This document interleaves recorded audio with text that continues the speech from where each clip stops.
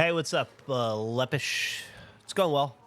I'm gonna wrap this game up today, dredge, finish the DLC, and then film some backgrounds. Should figure out what I need to get still. 6 fish left. What are they?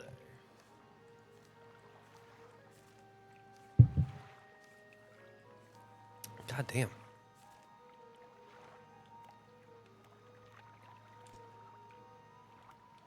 Yeah.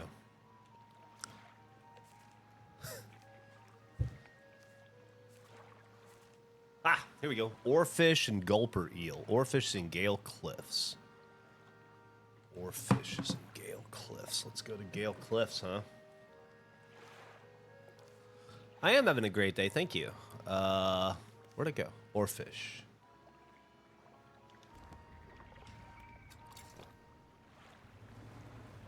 Where am I? Stellar Basin. Shit. Is there anything in the Stellar Basin before I leave? Yeah. Gulper eel.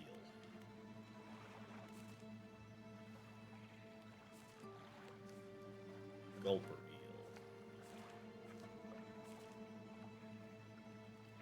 Rod. Daytime, nighttime. Okay. I assume it's in the goop, probably. Where am I at? Do the loop around. How's everybody doing today? I'm having a great day so far. Well, I'm having an okay day.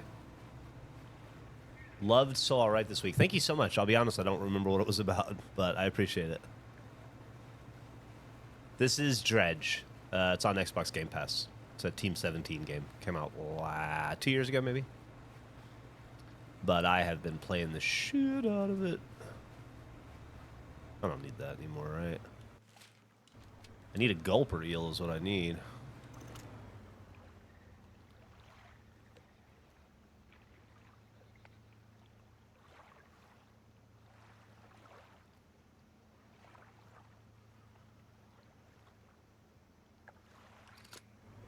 Wait, gulper eel, is that exotic?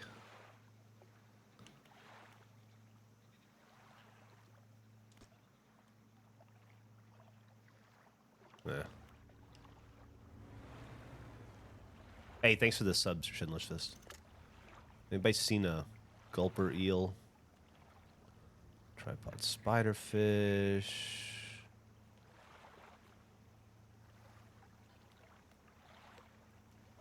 Dredge, anglefish, yeah.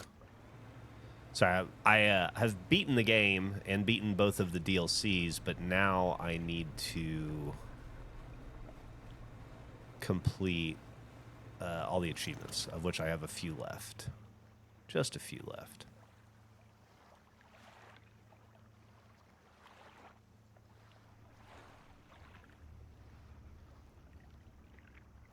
Fuck me.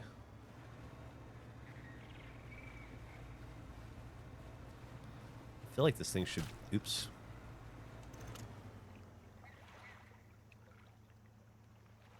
Should be relatively easy to find. Unless it's an exotic fish. Is it an exotic fish?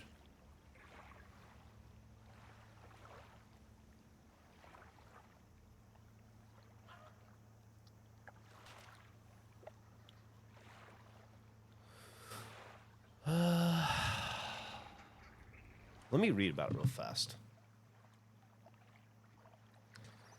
Gulper eel. Gulper eel. Location dredge. Near the generator that suppresses... It's an exotic fish. Once caught, the fishing spot will not be replenished unless exotic bait is used. No, near the generator that suppresses the Stellar Basin. Alright, well, I'm right there. But he's exotic, which means I may need to build the exotic thing, which I can do. It's just annoying. You know what I mean? Once I'll ride out the night. It's not good to hang out at night in this game, if you're not familiar with the game. Dangerous.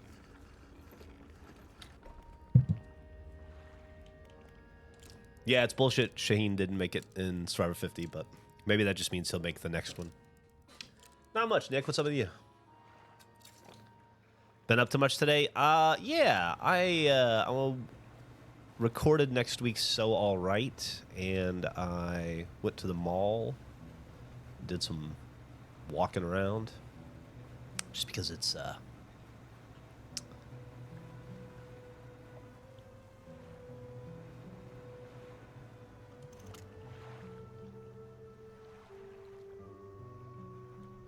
because it's been raining here. It's real shitty, and so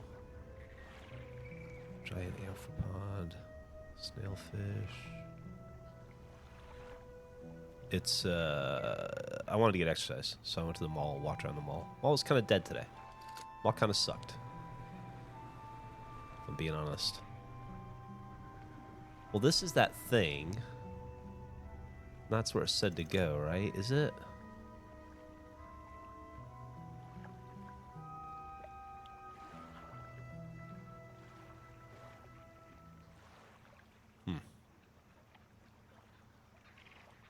What am I even looking for again?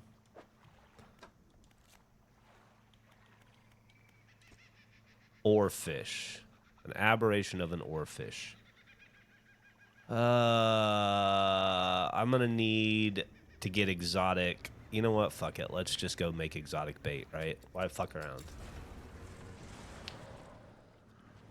What's up, Houston? Why are we even fucking around, right? We've just got like... Come on, dickhead. Just a few more of these things. Do I ever do any mountain biking in the area? When I was younger, I don't mountain bike anymore. I trail ride a little bit, but light trails.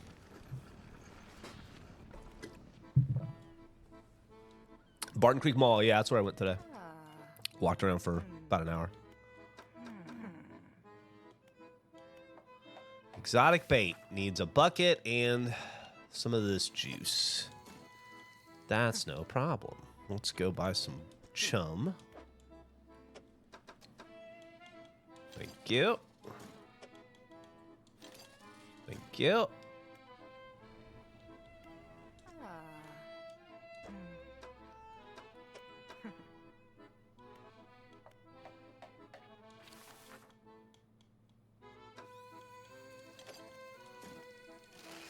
Ooh, it's pricey, huh? It's okay, I'm rich in this game, at least.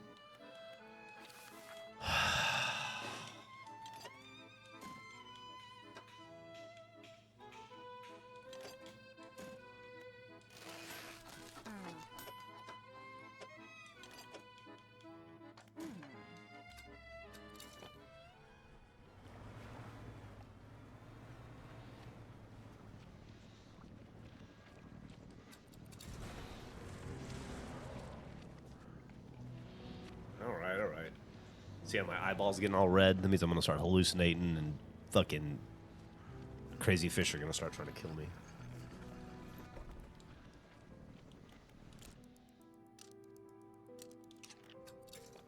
Alright, let's get back to Stellar Basin, eh?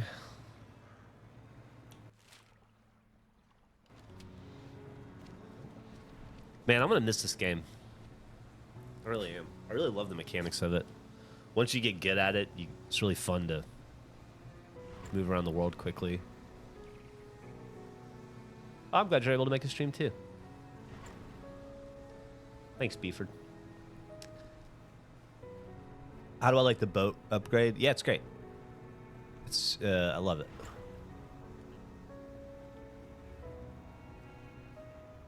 Now, real quick, I'm just gonna read real fast. Is this? I guess I just, yeah. I think I've already gotten it, so I just need to get the aberration of it. So I should be able to drop this, right? And then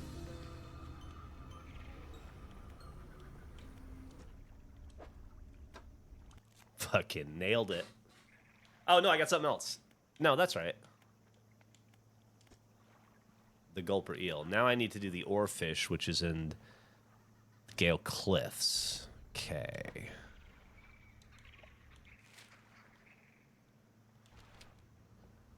It's let's hunker down for the night before we head over there. Hey, what's up? Summer Songs.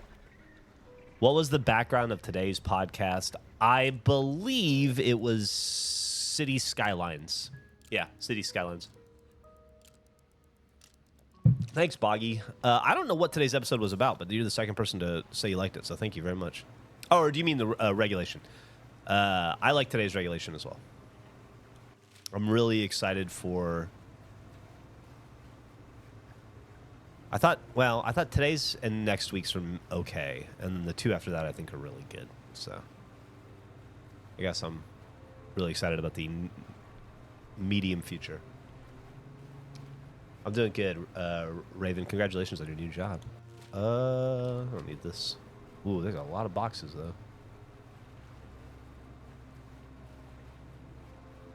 I've been playing a shitload of Game Pass right now. Everything I'm playing is on Game Pass right now, Fisherman. However, I have been just stuck on Dredge. Like, I was playing Doom. I've been playing Blueprints. I've been playing Oblivion. But... once I started playing Dredge, it just kind of took over. So I should be able to just, you know what? Let's sell this crap and just get rid of it. We're cooking for sure. Thank you so much for saying that. I really, I feel like we are as well. We just get in the office and just finally having a lot of freedom and ability to do some of the stuff that we've been wanting to do for a long time. Okay, let's drop this right here. Oh no, it's good. I gave that time to recharge, and I got that bad boy. And that should be that. Sell him just to get rid of him, make a little bit of money. Oh, Expedition 33 is a fucking another one that I need to play. Right. I've been wanting to play Expedition 33 since we did that video because I liked it so much. And yeah, I really got to get to it. But I think after I'm done here today, well, I'm going to be done with this here in a few minutes. And then I'm going to turn off the webcam and we're going to film backgrounds for the rest of the day for Nick. But then... starting tomorrow, I'll play, I don't know, Doom or Oblivion, I think, next. I was enjoying both of them. All right, let's see what's next. So we need 4 more fish. This is the coelacanth one. In the Devil's Spine. Of course, those two I know about. That's only 3, so where's the 4th fish?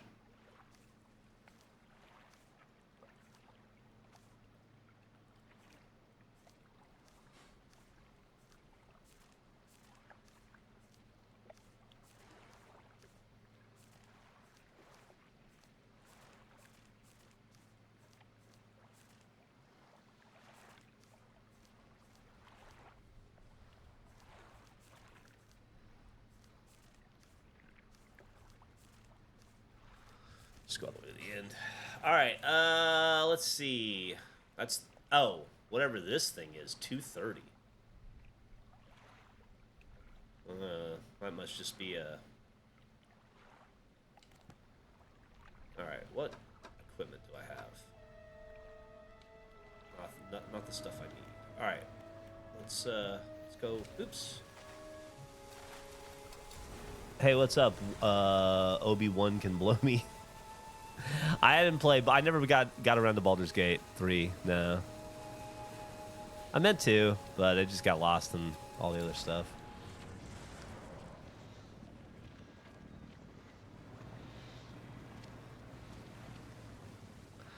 I agree. Expedition 33 looks really good. I really want to play it. We had a lot of fun making the video. I thought it was fucking hilarious. If you look at the comments on Expedition 33, a bunch of people are like, they're not taking this game seriously enough. This is a serious game. They're making dumb jokes. This is not the time to make jokes, which I respectfully disagreed and thought was fucking hilarious.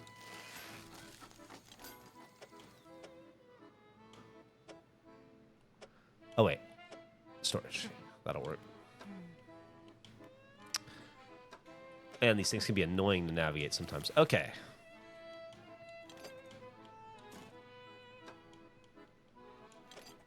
Okay. So that's 2 of those bad boys. I should be able to buy some chum from him. Different. Nope. I already got it today. Well, in that case, let's move this out.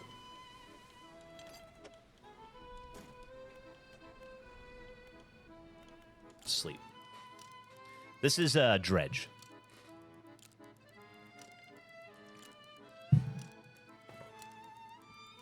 Oh, that's kind of you to say, Flames of Icarus. If you're looking for content from us, check out the Regulation podcast that Gavin and I do. We do gameplays and podcasts every week, just like Rooster Teeth, but better because nobody owns us and we're still around. Although I guess Rooster Teeth is back now too. So, undermarket. What did I say? There were 4 fish left to catch, so I think I can do this in 3. But just to be safe, might as well have the extra. Music in this game is great, isn't it? Nope. Don't do that.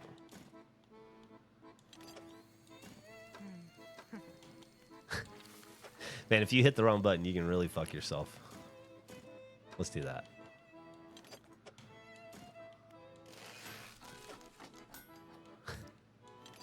I wish it didn't make you manually pick the fucking thing up. It's kind of annoying.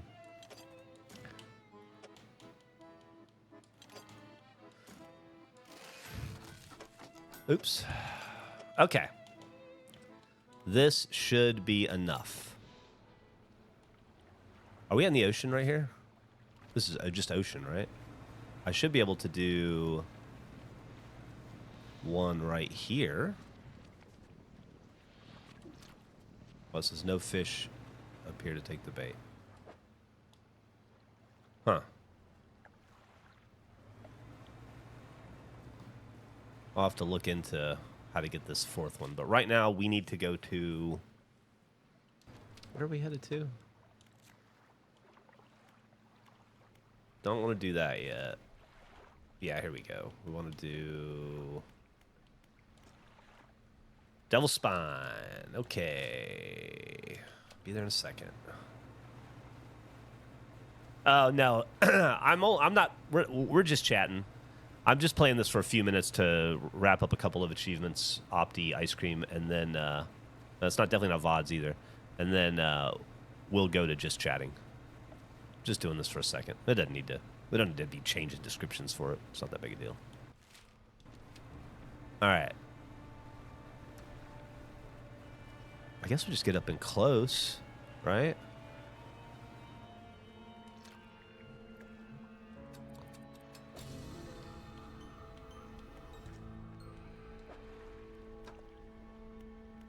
Okay. That's it. Got that bad boy.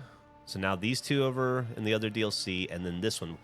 I'm going to look up what fish 230 is. Dredge fish number 230.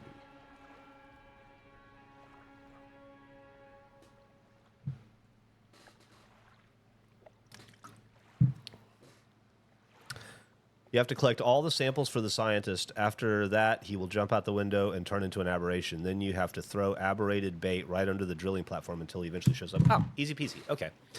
So I'll do that now. I just need to go make aberrated bait, of which I should be able to do. And I guess that makes sense. Putting mink oil on your new work boots.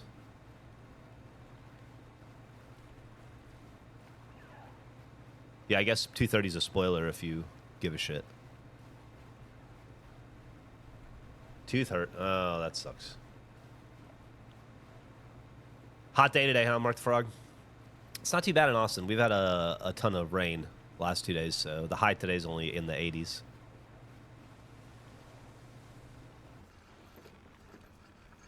I've never been on an oil rig, no. I had a lot of family on my my grandma, my grandpa, my grandma. Well, I guess my grandma and my grandpa's both on their sides are oil people, oil rig people. I had a cousin who spent his whole career on an oil rig out in Scotland. Aberrated bait. What do we need for this? Oh shit. Need stuff to... That's annoying. Rot.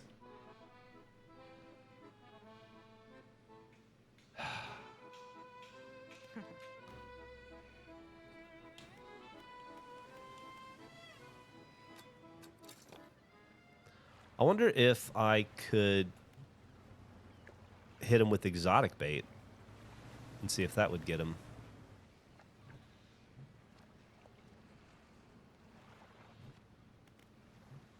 No, won't even let me drop it here, huh? It's gonna have to be aberrated. That's fine. I just need to catch some other fish first, I guess, so that it can turn into rot.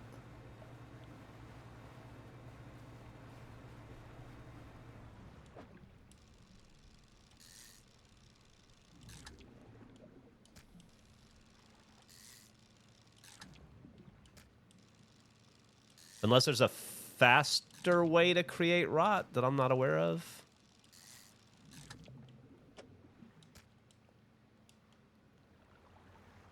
Yeah, this is the dredge DLC. Just about done with it.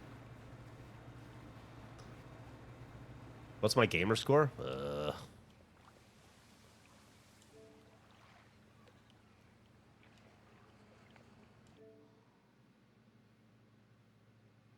211,000.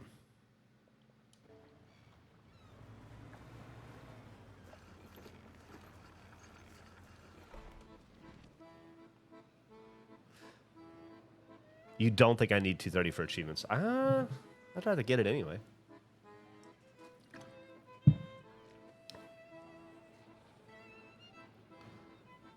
I always wondered, in other videos, you have a photo on one of your walls of an older man with a mustache and a shotgun pointed towards the picture taker. Is this a family member? No, that's Ernest Hemingway. It's one of my favorite writers.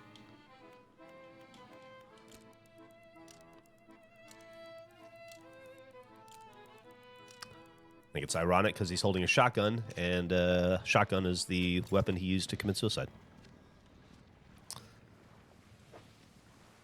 Rot. I guess we could go do the freezy snow stuff. Let's see what achievements we have. All right.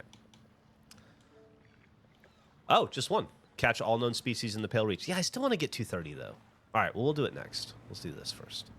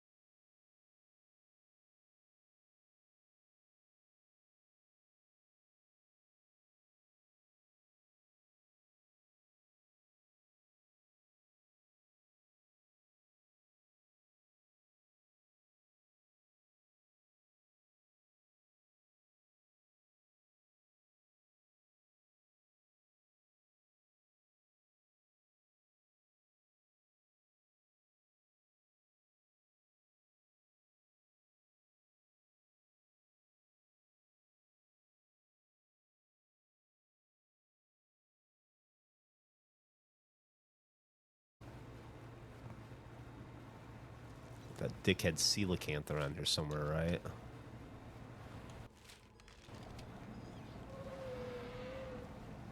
Yeah, I can hear him behind me.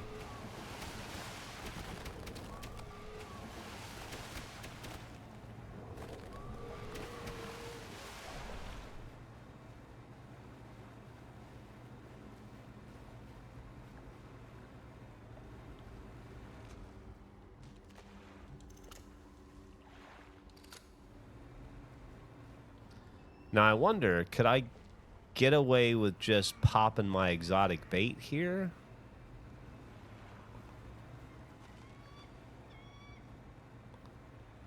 Thought he was supposed to... Oh, maybe that's him down there? Yeah, there we go. All right, I don't have a correct pole to grab that, so now I got the sleeper shark. So now I just need to catch his aberration, which I should now be able to get anywhere with exotic bait, as long as it's in the ice. However, can I stay here? Yeah. I need to wait for my attack to recharge since I don't have the right fishing gear. Easy peasy.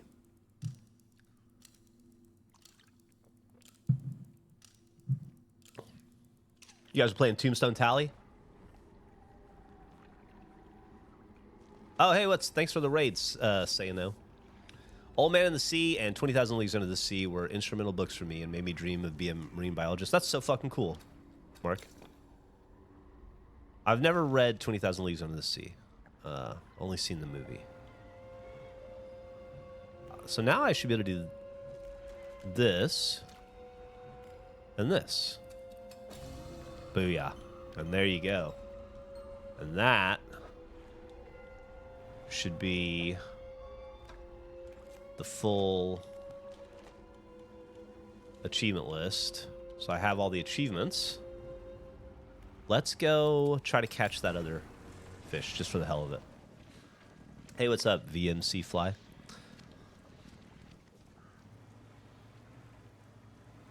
And then we can sit and chat a bit. I always feel like I'm ignoring you guys. Okay. Oh, man, it feels so good to be done again. I think I was mentioning to the chat yesterday, when I was streaming yesterday, that I think this is the first game I've gotten all the achievements in a good many years.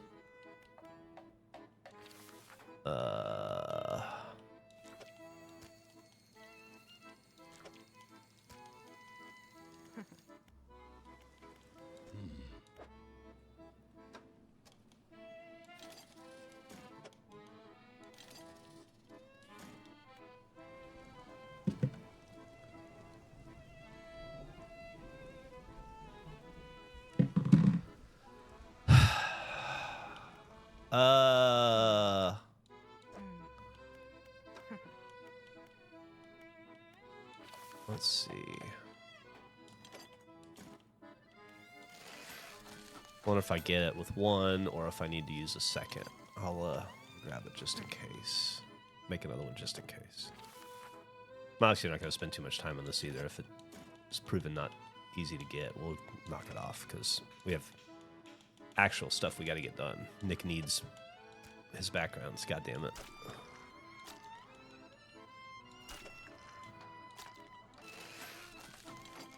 Okay. Let's knock the eyeball off of us. Okay. Oh, this isn't... All right, well, let's sleep for the night then. I don't know if I'm going to have the gear.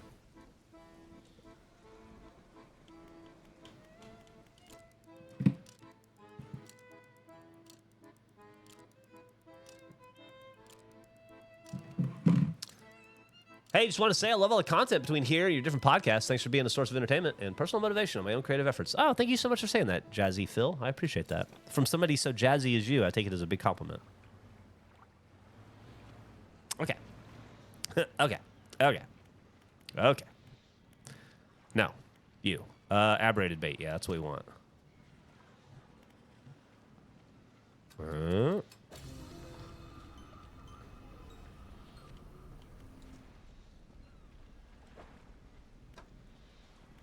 Well, that was easier than I thought. There you go.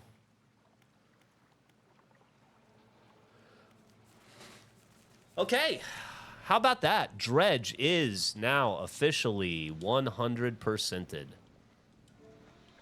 Polar Angler was the last achievement I got. All 60 achievements, 1,450 gamer score. I can now put this game to bed until they release more DLC. Done. Let's load up Hunter Call of the Wild and let's do some work.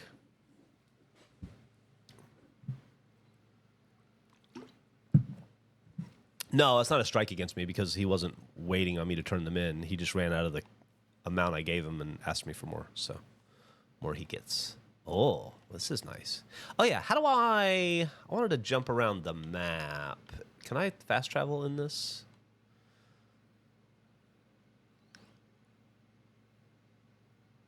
Doesn't look like it. Let's head down to the water, huh? I wish there was a faster way to do this. I'm also going to turn off my webcam. I apologize, but I need to capture the screen.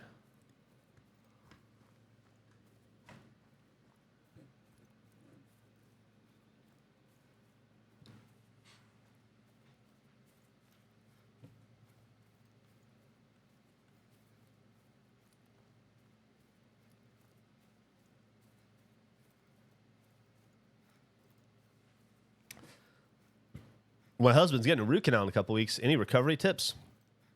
$2,000 out of pocket. That's brutal. Yeah, I would just, no matter how numb you feel, I would tell them you still don't feel numb enough and get an extra shot. There's nothing worse than thinking your mouth is numb enough to handle a root canal and then finding out halfway through that you can feel it and then having to hold your hand up and dealing with the pain, first of all. And then they got to stop. And they got to go, okay, you still feeling a little bit of pain? All right. And then they got to go and they got to prep more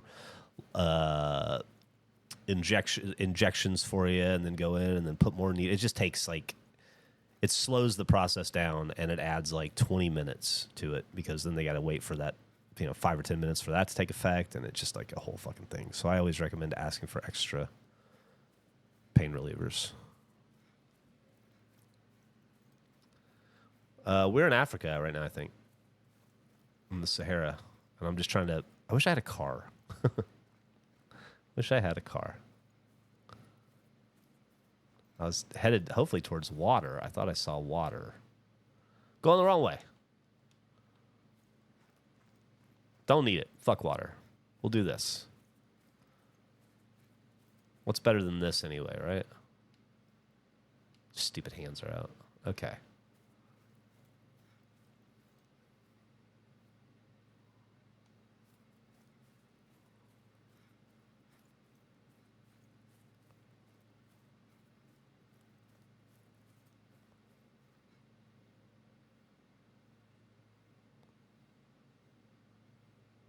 This will work.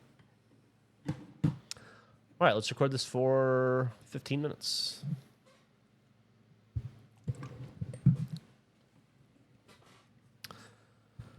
Random memory from Pigeon Studios. Pete, we once managed to give the Age channel a strike. Do you remember Jeff's sings that we made? Your singing must have been so accurate. We were... Copy Connor, what's up? I've had one root canal and won the lottery. I didn't feel a thing and was back on my feet before the day was up. Hey, I mean, after you're out of the chair, you're fine, right? It just sucks being in the chair.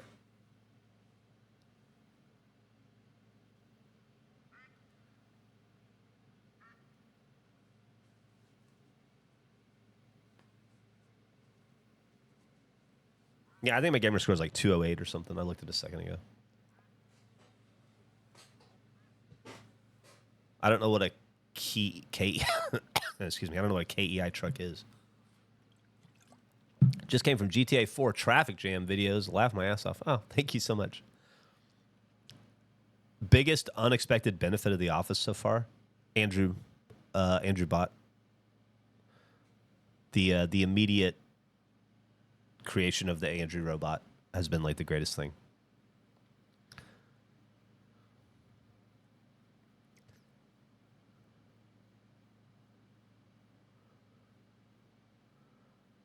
Android Panton. I do like all the names people have come up with them. Do we own the office? No, it's a house we rented. Yeah, no, it's just a rental house. We're not in the we're not in the buying offices just yet phase of our company.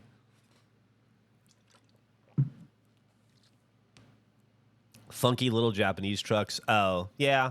I've seen them around, I guess. I've seen like TikToks and YouTube videos of them.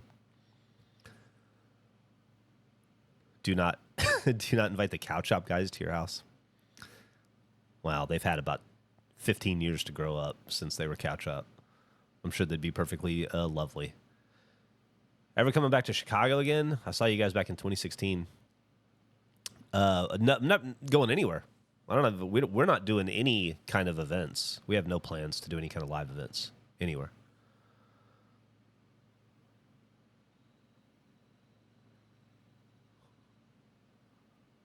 I think I appreciate that, and I was a big fan of that cow shop house, and I spent a little bit of time in that house and made a bunch of videos in it with those kids. But I think the vibe of this would be much closer to Achievement Hunter than cow shop. It's more like it feels more like an Achievement Hunter office than anything else to me, but in a good way. Do I like Chicago at least as a city? I do. I love it. It's one of my favorite places. A heel to the desk or buying an office? Buying an office would happen first. You're never going to see a heel to the desk again. We're not. That was 10 years ago? 9, 8, 7 years ago? We're not those people anymore. I haven't heard from Kraken in a very long time. Hope he's doing well.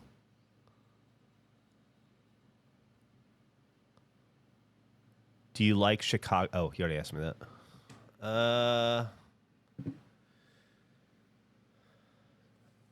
Have I gone to Homebrew Austin? I have not, but I think I'm going to go to my wife's podcast, Clutch My Pearls, is doing a live performance at the Homebrew event. So I'll be going to that to support them. No pepper spray, no lube, none of that. No, I'll be 50 years old next month. I'm going to be fucking around with pepper spray and lube. Gavin's like 37 or 38 now. We're not young. What's my least favorite city to visit in the U.S.? Newark, New Jersey.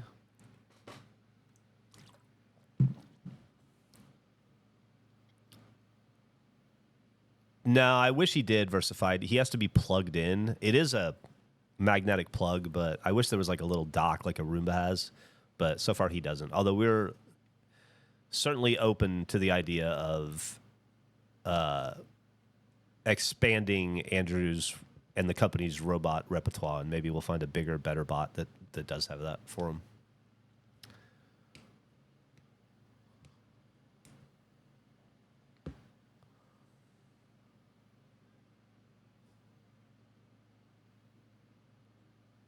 Newark is dog shit. I agree. I lived in New Jersey for about 2 years, and Newark is the only place I've ever been that I hated the second I stepped foot in it. Well, maybe that in Alabama.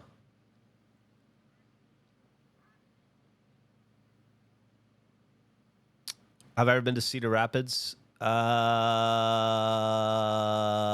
Yes, maybe. Not that I can remember, but I feel like I must have.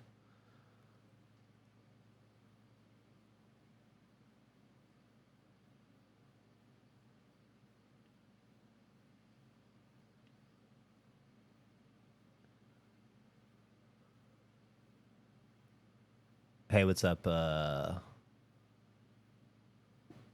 LEOPXNDX77. We have kept all the cardboard from everything that we've unboxed, and so I've been thinking about making a little obstacle course or like a fort for Andrew. I'll probably do that maybe on the weekend or something. I lived in Eatontown, New Jersey for 2 years.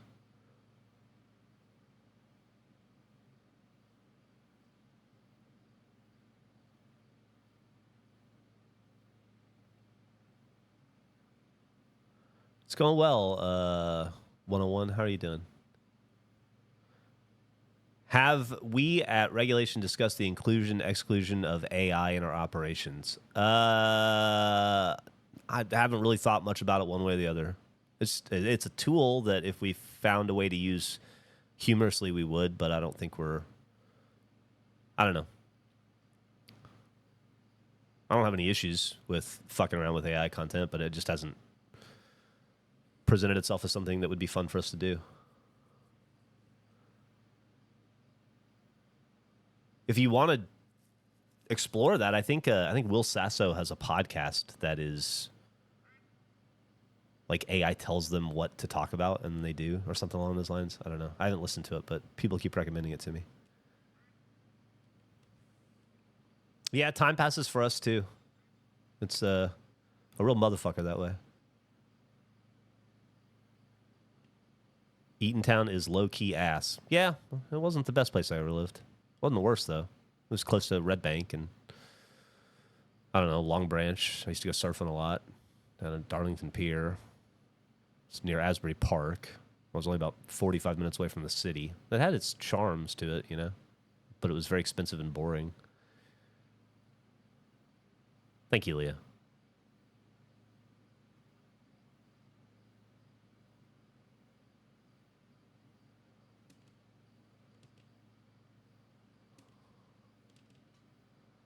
My father-in-law was a paratrooper in the Army during Vietnam and gave me advice saying if there ever is a draft to join the Air Force,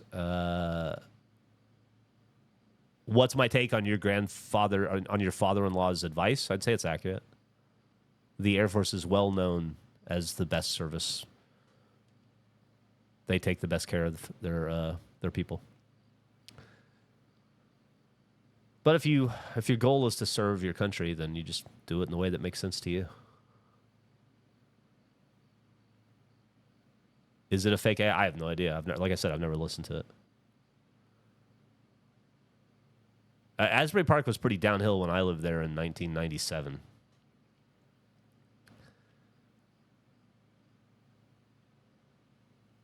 I stream typically Mondays, Tuesdays, and Wednesdays, Baked Banes. But if you want to hear my voice, the main thing that I do, and the only reason I'm streaming right now, is to tell you about the Regulation podcast, which is the main thing that Gavin and I do. Gavin and Andrew and Eric and Nick and I. It's a podcast that we started at Rooster Teeth called Fuckface, and then when Rooster Teeth went under, we bought the IP from Warner Brothers, and then we continued the podcast under a new name, the Regulation Podcast. And I would highly appreciate it if you checked it out, if you're not familiar with it. And you enjoyed Rooster Teeth or Achievement Hunter or Let's Play or any of that nonsense.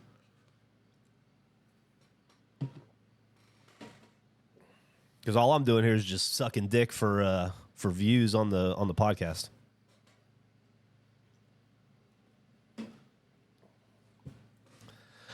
Regulatreon.com, yeah, that works, I believe.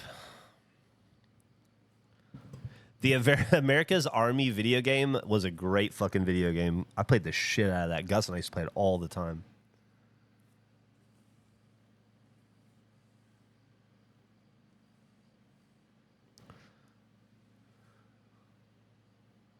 Thanks so much, Baked Banes.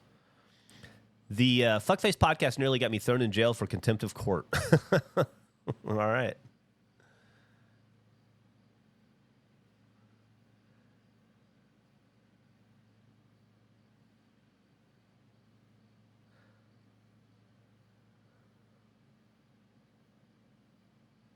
The Andrew Bot footage in this week's Regulation episode had me rolling. Yeah, it was really fun and really funny. I'm excited for the videos we filmed in the office that feature Andrew Bot to come out. We've probably got 3 or 4, I want to say, at this point. How do you find topics to talk about for podcasts? It's not a dumb question, genuinely curious. Well, we don't really find topics to talk about for Regulation as much. I guess I do in the sense that before I have a day of the week, typically Monday or Tuesday, depending on how things are going, where I go sit at a coffee shop somewhere with my laptop and I go over two tracks of thought. I go over everything that's happened in my life since the last podcast, since essentially we record on Thursdays, so essentially Monday or Tuesday, I'll sit down at a coffee shop and I'll look at everything that's happened in my life since last Thursday. And I'll also look over any notes that I jotted down over the weekend for any like ridiculous things that happened, or like, hey, reminder to tell this story about this dumb thing that happened to you at McDonald's or whatever. And then I will build out an outline of what those ideas are. And then I'll edit that outline down, and then I'll look at all the ideas that are in my notes from last week that I didn't talk about, and I'll decide if any of those belong there. And I'll just kind of try to construct a rough outline of things that I would like to talk about on the podcast if they come up. Or if I have like a big story of something major that happened, like Go Now, I'll prioritize that, of course. But then when we go into the regulation podcast, you have your notes. They're there if you need them, if you want them, but it's really just theater of the mind. We go in and we just start talking and kind of surf the wave of the conversation. And then if things hit a natural lull or an ebb, then you can pop open your notes and go, all right, I wanted to talk about this embarrassing thing that happened to me at Home Depot, and you just dive in or look for a segue to do that. But usually you just kind of just talk about whatever's on the top of your mind. With So All Right, that's the other thing I work on when I'm at the coffee shop. I just write down anything that interests me throughout the week. A song I heard, a book I want to read, a TV show I watched, and then I will spend much more time on that, just trying to flesh out talking points for an episode. And then I'll put that into some sort of a digestible format. And then I will, this seems like a really boring explanation, I will record it typically the next day. Like this morning, I was going to do an all email episode of So All Right, because you guys have been sending me so many emails lately that I wanted to highlight.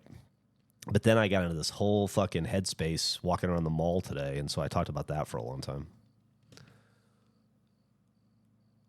What advice do you give a mechanical engineer who's now doing software development? Zero advice. I don't know how to be a mechanical engineer, and I don't know how to be a software developer. So I would say find somebody who's done that and ask them.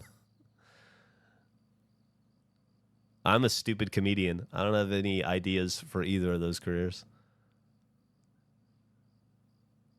Yeah, and then Andrew doesn't know where popcorn comes from, and then that's 20 minutes. That's the best part of the podcast to me, is like you go in and you'll have a throwaway joke or something that you want to talk. Like for instance, I think the best way to illustrate it is sometime last summer, I was thinking about foods that you see that you can't say no to. Like not necessarily foods that you think about a lot or that you always want to eat, but like if you walk by a vendor and they're selling it, you stop and you go, oh, I saw it. I made eye contact with that, so I have to eat it now. And for me, that's always been hot dogs. I don't crave hot dogs very often, but if I see a hot dog, I eat a hot dog. And if I go to a sports game, I eat a hot dog. And if I go to 7 sports games in 7 days, I eat a hot dog at every sports game. Like I cannot say no to a hot dog. And so I posed the question to the guys in an episode, innocently enough. And then I said, for me, it's the hot dog. And that somehow turned into a year of hot dog content with hot dog merch and hot dog bleeding over into So All Right and regulation and multiple episodes about hot dogs. And, us all counting the amount of hot dogs we've been eating since August 1st of last year. I'm at 54, I think. And I never in a million years would have expected that to happen, but you present a little thought exercise to the group, and then suddenly you're dick deep in hot dogs. I get a hot dog most times I go to Costco. Every once in a while I'll get a slice of pizza because their pizza is really fucking good there.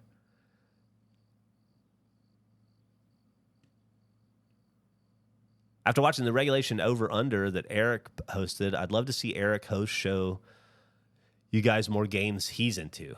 Sure, tell him that. He's a big fighting game guy. Yeah, I don't know if fighting games ever make great content, but maybe. I would want to do some sort of a UFC tournament. But yeah, I mean, I would go poke Eric. Tell him you want that.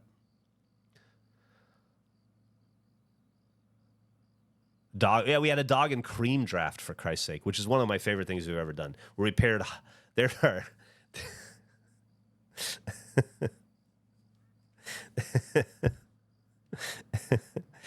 are, I think 32 original flavors of ice cream at Baskin-Robbins, right? 32 flavors, and then there are about 32 2 regional hot dogs around the U.S. And so we did a hot dog draft where you pair your favorite hot dog with your favorite ice cream. Like that kind of stuff. Like that would have never happened.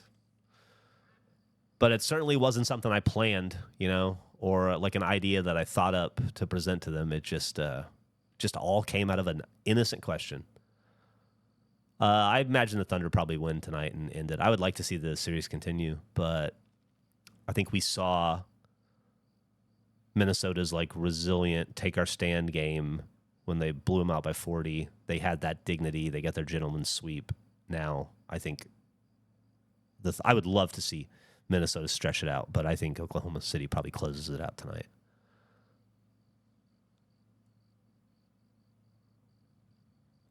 Yeah, Costco's great in all respects. We're a big Costco family.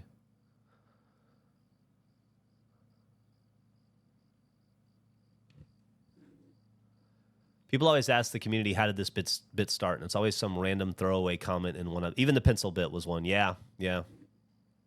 That's just kind of like the best stuff, though, I think. All right, this is getting to be a pretty boring shot, so let's stop this. And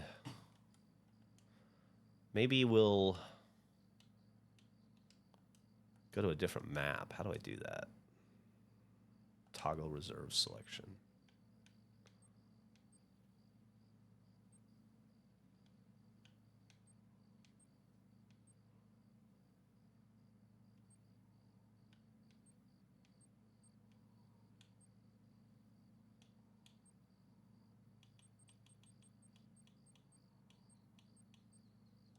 Let's do this.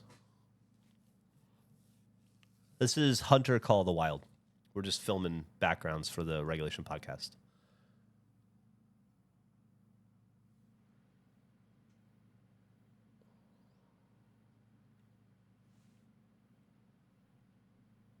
Wish I could fuck with the time of day.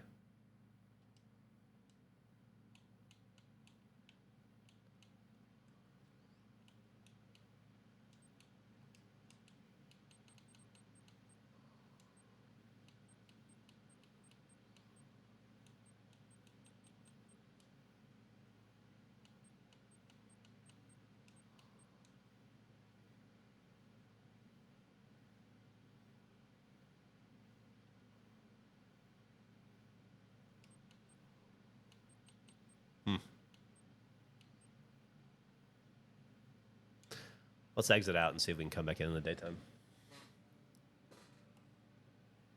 I think it's going to be a fun finals, but I think Oklahoma City has pretty clearly got it. But who knows? Maybe I'm usually wrong, so who knows? So I've only got these. I'll do this one.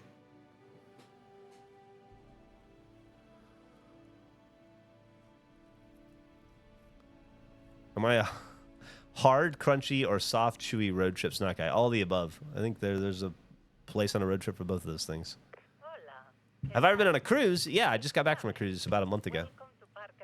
Did a cruise from Athens to Istanbul.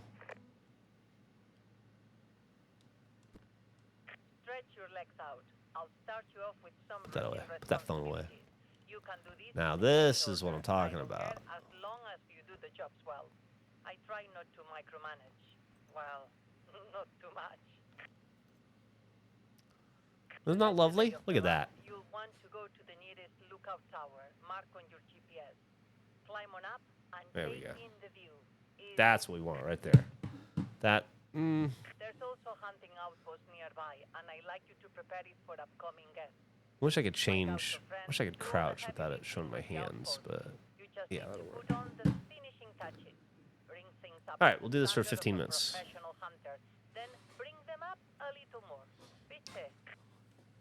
Well, they're not going against Steph Curry this time. Land donator. For the construction crew building our central lodge. I like to keep the people who work for me fed and fed well. It helps them stay loyal. Our chef can prepare anything but a puma. See what you can find in the area. I'll chime in to help if you need it.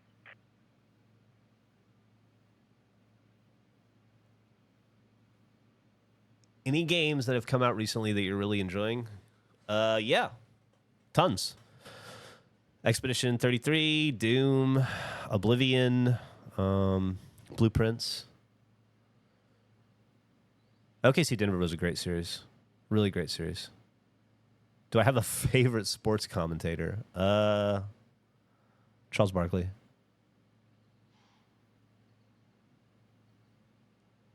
What games have you guys been enjoying lately? You live close to Beanhole Days? Man, I would really love to go to Beanhole Days. I really, really want to. I feel like I'm the only one that really, really wants to. Everybody else is just kind of like tolerating my desire, but I would like to make it happen someday. I doubt it'll happen this year, but maybe next. Not Harry Carey. He was great, but he's dead. I don't listen to him anymore because he doesn't call games anymore. I enjoyed him when I was a kid. I liked the Steve Stone, Harry Carey duo. Police Simulator. Is that new? Firefighter Sim is awful and not in a fun way. I played it on stream a little while ago, like a ambulance simulator. I thought that may be fun. It was not. Yeah, it's a great game for just turning off the HUD and enjoying the beauty of it, or recording the beauty of it for other stuff. EMT Simulator, that's what it was, yeah.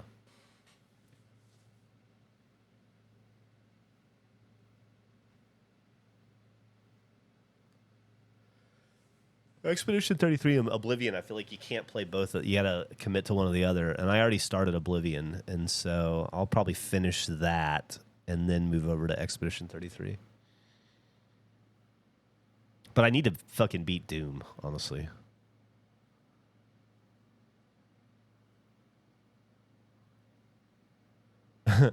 If I could import a particular cuisine or singular food to have a permanent home in Austin, like Puerto Rican food or something, I'll be honest with you, Mark, Austin has just about anything I could imagine. I can't think of a type of food that I can't get here in some... I mean, there's always a desire for better Asian food, but high-end Asian food's really good here.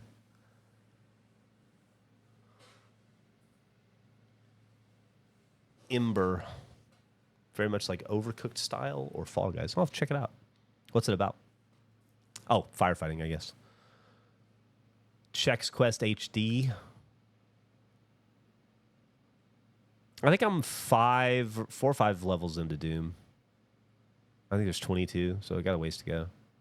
What's up, O'Nubbin?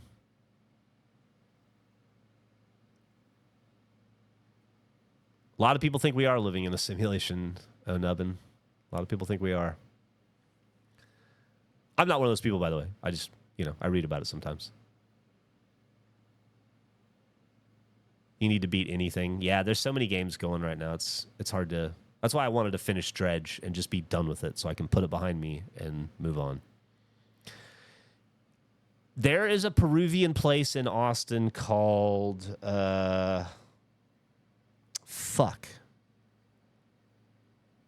Llama Queen, I think. Yeah, Llama Queen. It's over on the east side, over on, I want to say, East Cesar Chavez. I've only eaten there once, and I got it takeout, and so it was kind of cold by the time it got to me. It wasn't great, but I don't hold that against them. I hold that against Uber Eats, and so I need to go eat there in person. But I do love Peruvian food.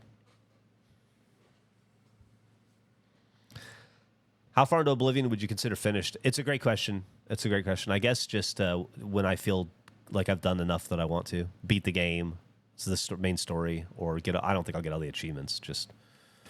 Or more than likely, like with all my Skyrim playthroughs, I'll get bored, 15, 20 hours in and move on to something else.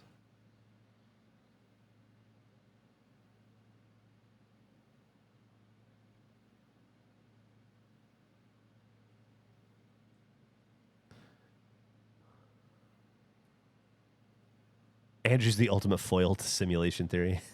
He's the golem in the gears. Any good Colombian food in Austin? Last time I was there, I couldn't find any good... I don't know that I've ever looked for Colombian food, but I assume it exists. Let's see. Colombian food in Austin. Oh, Casa Colombia. I have eaten there. That place is all right. There's a place called El Parche. I've never heard of that. It's got some pretty good reviews, though. Yeah, Casa Colombia. That's right. That's a pretty good spot.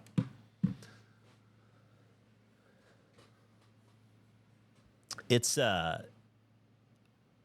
kind of hard in Austin because there's like 10 new restaurants that open up every week, and you get used to going to one, and then you forget about it, and then you start going somewhere else, and then it closes. I don't know. It's like restaurant roulette constantly in Austin.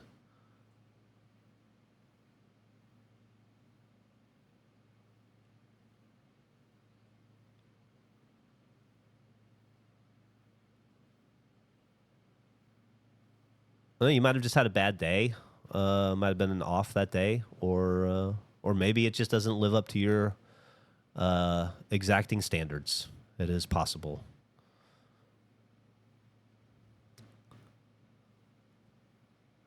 While I love the bit of Andrew's computer always being slow, he should really get something decent. He has a decent computer. He just uses this fucking old Mac for other stuff. But it wouldn't make a difference. Like, that's the thing. We could buy him a supercomputer. It wouldn't make a difference.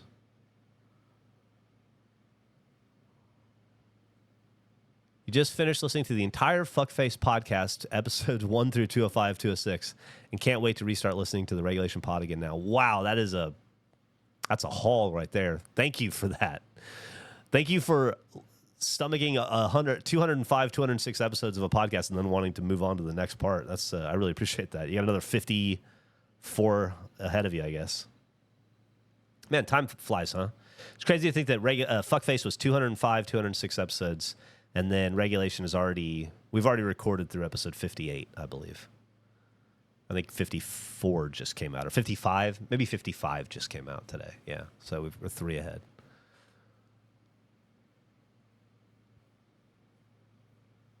Do some serious coffee tourism in Seattle. Yeah.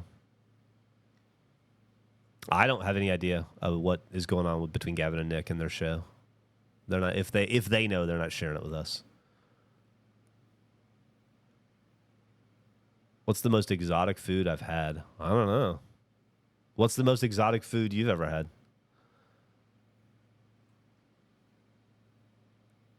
The general chaos of Andrew's everyday life is the reason our podcast exists. Honestly, the whole point of it was for Gavin and I to showcase just the insanity of our friend Andrew to the world. Favorite and least favorite game. My favorite game is Peggle. I don't know that I have a least favorite game.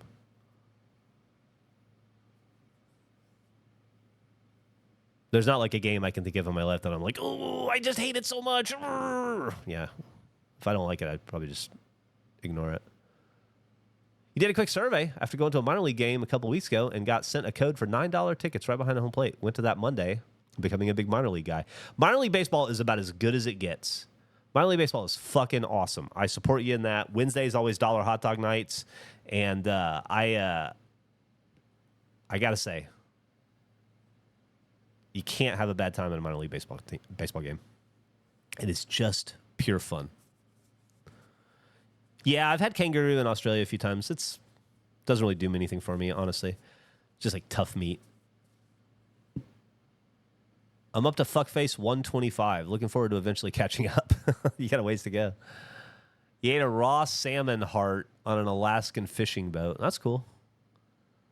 Raw beef from Ethiopian. I like Ethiopian food. I don't like that purple spongy bread. I can't handle that. But the rest of it is. There's a place in Austin, I think it's still open, called Astor's Ethiopian, and that is an awesome restaurant. And the people that work there are so lovely. Just the nicest people.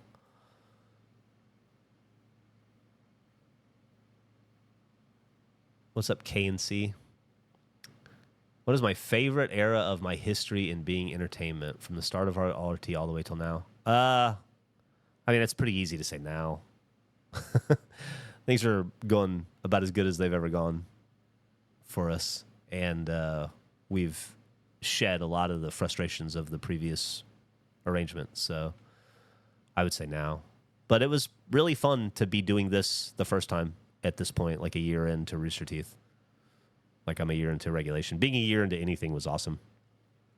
An awesome time. Am I going to become a Wolverines fan? No. No, I'm not going to become a Michigan college football fan or college sports fan at all. I never became a UT fan when I moved to Austin. I'm an Alabama Crimson Tide fan. That's the only college team I'll ever support. Unless my daughter were to transfer she goes to an art school, so they don't have a lot of sports. But if she went, transferred to a different school that had a sports team, I'm sure I would support the shit out of that. Just as a proud dad. But yeah, I think no. I'll support the Tigers and the Lions and the Red Wings. And when they're not playing the Celtics, I'll support the Pistons a little bit. But yeah, no, my fandoms are all pretty baked in. My big switch to the Tigers this year and last year has been probably the last time I'll do that. Girlfriend just started listening to the podcast and is at episode 37. Every time she listens, there's always a question about the level of unhinged Andrew is. Yeah. Well, he was truly unhinged in some of those early days for sure. Mark, I used to get electrocuted every fucking day of my life, man. It was my biggest fear, even more so than snakes for a while there. I worked as a electronic, hydraulic, and pneumatic tool repairman in high school, and then out of high school for a little bit. And every day I'd go to work and I'd say, today is the day that I don't electrocute myself. And every day I would go home in my car and think, okay, tomorrow's the day that I don't electrocute myself. And it was never that day.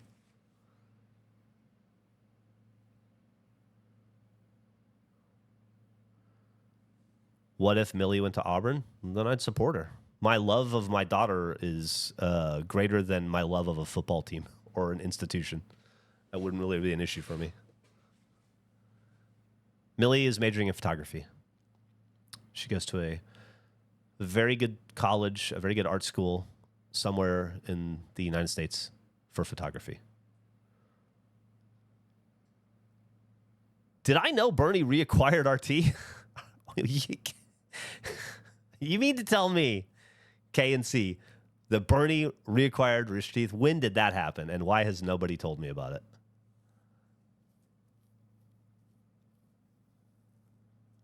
Was there ever a point when we were starting Rooster Teeth that we almost gave up? No, not me. I can't speak for the other guys, but not even close. I'm not a throw in the towel kind of guy.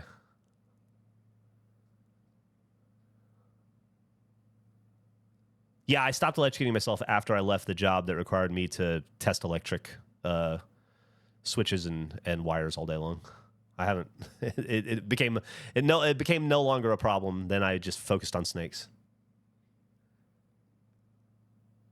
Has Emily's podcast inspired me or changed how I look at shows? It has a little bit. And I did an interview with Emily on So All Right about 6 to 9 months into their time creating their podcast, and I talk about that in specifics. So instead of without retreading old stuff, I'd just say that if you are interested in that, I did about an hour and a half interview with my wife about her podcast, and just talked a lot about how I was inspired by what they were doing and how they were doing it. And so check that out if you get a chance.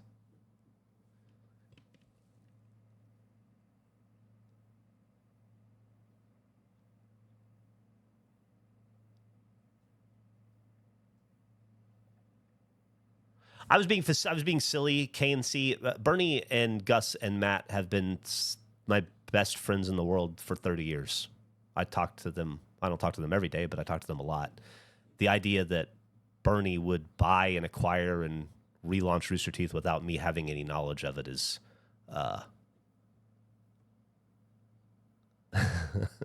trying not to be rude, but it's it's not going to happen.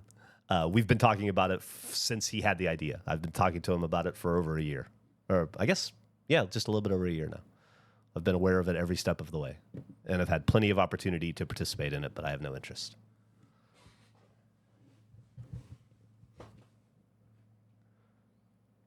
You have to remember, I've worked with these guys for 22 straight years, and we all came from a job together before that. We're pretty tight.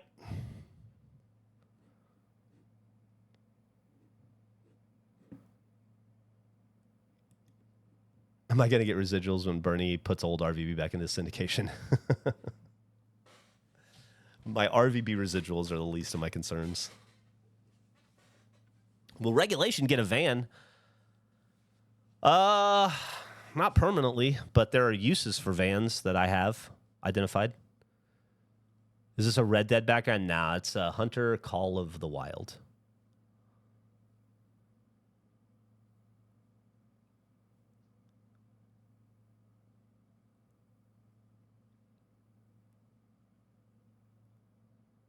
KNC. Somebody like KNC know I'm intimately familiar with Rooster Teeth coming back.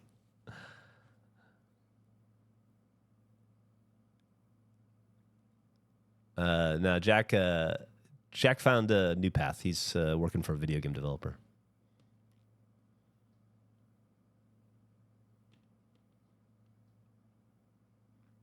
What's my hot dog count? I think it's at 53 or 54 right now. I have till August 1st or July 30. January, February, March, April, May, June, July. I have till July 31st, I think, to hit the national average, which is like 70.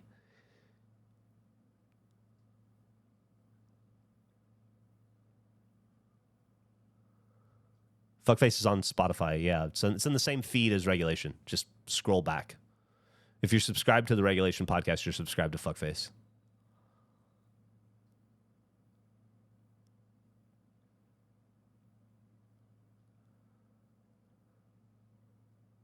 The grown tube to the Gurpler. No, but when Rooster Teeth went under, we were making a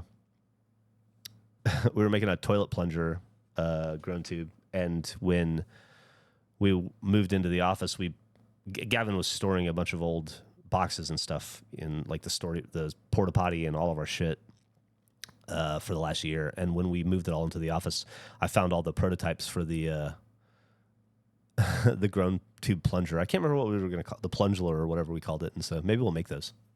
It was pretty cute.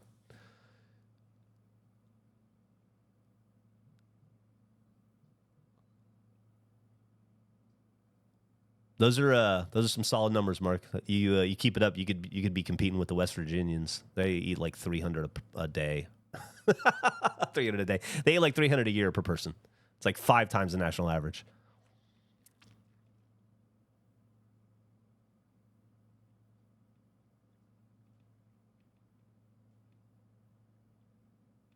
Was there ever an AH show I thought was not going to work that really took off, surprising you?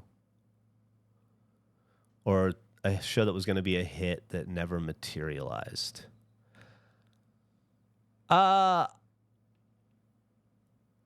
was surprised. It's funny to look back on it now because Play Pals was a huge show that was very successful and very beloved and did exceptionally well for us. But early on, it took a little while to catch its footing, and I was surprised by that.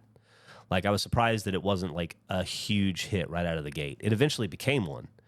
Don't get me wrong, but there was a period of time after they started doing Play Pals where it just hadn't caught on yet, and I was surprised by that. Because they're both so funny and talented and they make such good stuff together, which was, proven out in the future. Play Pals became one of the most popular things in Achievement Hunter for the rest of its run after it caught footing. But in terms of things that I thought would do well that didn't, there's probably a ton. Yeah. Any show that you don't remember that I do, yeah.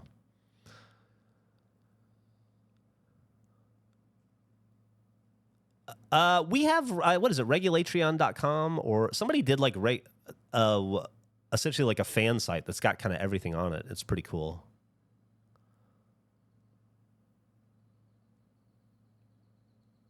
Yeah, I assume they include all humans that eat. If I could do one more Hardcore X season of a game, I wouldn't. I have access to all those Minecraft and GTA maps that I built. I still have all that stuff. If I could do, I'll say this, because we're never going to do it.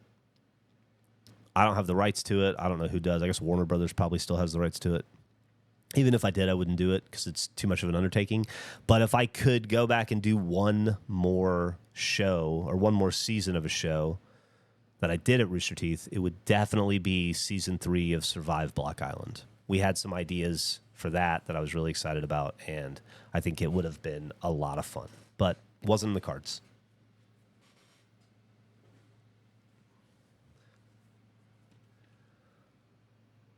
What's up, Captain Bambi's Revenge? Exercise has been good for the brain. You had a fantastic day helping your friends tear apart a caravan fireplace and an old garden bench. And that's awesome. Barbarian style. That's badass, man. It was rainy and shitty here today, so instead of riding my bike, I went for a walk at the mall before it opened with all the other old people. The mall was definitely not back today. It was pretty fucking lame. We already did a regulation fishing jamboree. We did that in web fishing last December, I believe. December or January. Was Monopoly really that hated in the AH office? By some people.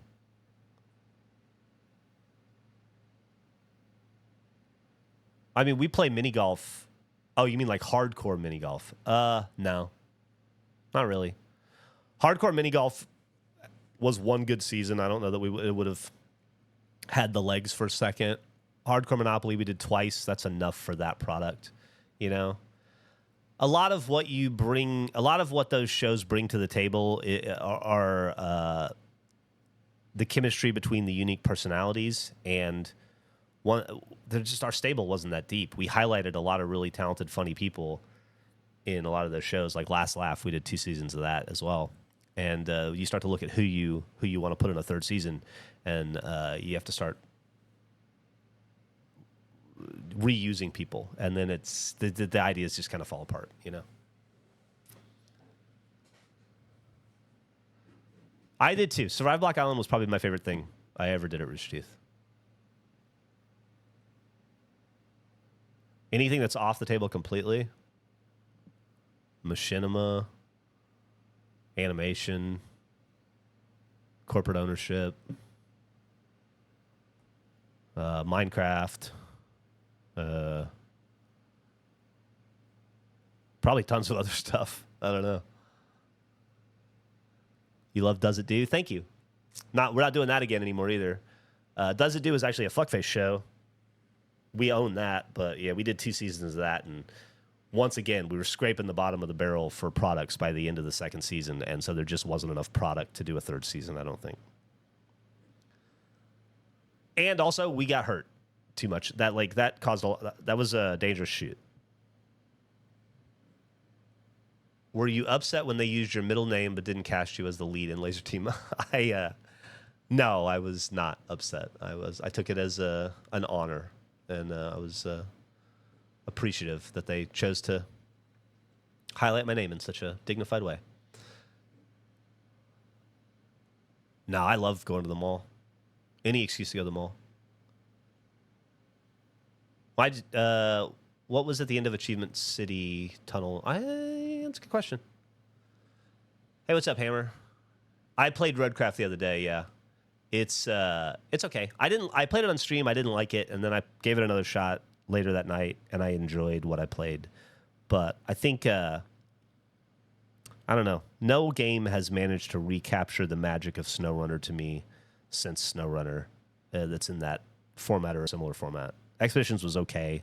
This seems okay. I don't like that there's no gas. I don't like that there's no destruction on the vehicles. It's, I don't know. I know that they're supposed to be creating like a hard mode that'll introduce some of those elements, so maybe that'll help it. But any advice having a hard time with a breakup on a long-term relationship? Feel sorry for yourself for about a week, and then knock it off, and recognize that you're going to live whether you want to or not, and so you might as well set a course on finding happiness and moving forward in your life.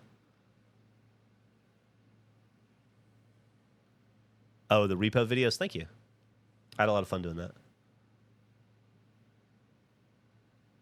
3D Ultra Mini Golf was one of your favorites. We have recorded a bunch of videos in 3D Ultra Mini Golf with regulation.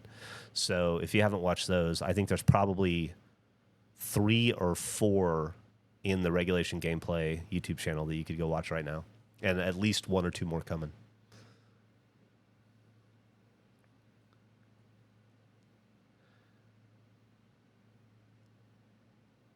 Fun. You went to the mall when it was raining? Yeah, I mean, that's essentially what I did today, too. I went early before it was anything was open because I wanted to I was really just trying to get exercise. And I have been so sedentary this year up until very recently. I just got to get moving. Hardcore Risk never figured out a way to make that make sense. We would have done, had we continued and had we had budgets again, one thing that was close to being produced that never quite made it over the hump that we would have gotten to eventually was Hardcore Clue, which would have been... Hannah put a lot of work into that with me, Hannah McClarty, and I think that would have been by far the best of all the hardcore stuff we did. It just couldn't get it together in time before we couldn't get it together. But man, and that'll never happen. That idea is gone. Lost the time. But man, if we could have done Hardcore Clue in the way that I envisioned it and that I wanted to, I think it would have been phenomenal. Haunter was fun. Very expensive. It did okay. I think it broke even or came close. So it wasn't the end of the world. But exhausting to do a show like that.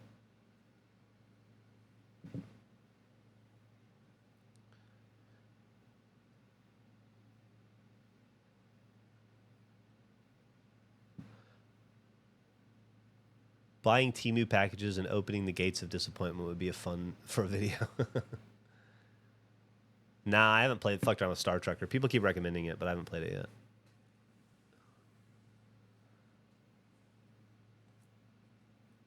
Yeah, it just doesn't have the same feel. Versified, I don't know. Maybe if I got in there with Burn Dog and Antonio and we started fucking around, I would warm up to it. I'm still planning on playing it. Like I said, the second time I played it was way better than the first time, and I think I just need to spend a little bit more time with it. But I don't know. I'm not playing SnowRunner right now either, so yeah, I just could never connect with Expeditions. I really wanted to, but it just never clicked for me. Nah, I haven't really been buying cards lately, Reese pieces. It's been probably a month or so since I've fucked with any cards. Any ATX recommendations for seafood? Oh, God. If you want to venture to Dirty Sixth, which I don't recommend, there is a phenomenal restaurant there called Parkside that is really good seafood. If you're looking for just like traditional seafood, not like sushi or something, Clark's Oyster Bar is really good. And they also have a fantastic hamburger. And then Perla's on South Congress is great. I recommend that as well. All right, let's stop recording this and move on to a different shot. Okay? Let's go find something else to shoot.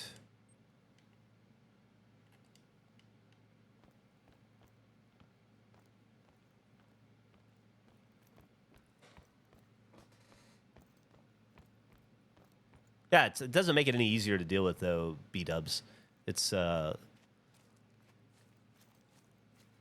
Heartbreak is such an intense, sickly, sweet, bittersweet, acrid, torturous feeling, But one adage that I do believe that I've carried with me since I first heard it, which wasn't that long ago, actually, that has proven true for me, and I know is true, and that I remind myself constantly when times are hard, which they frequently are these days, is the only way out is through. The only way out of the situation you're in is to go through. So you might as well just do it.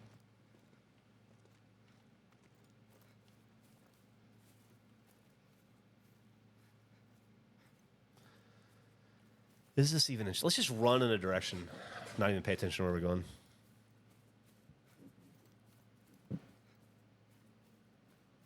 Have I written out the lyrics to the So Alright theme song? No, I don't even remember when I recorded it.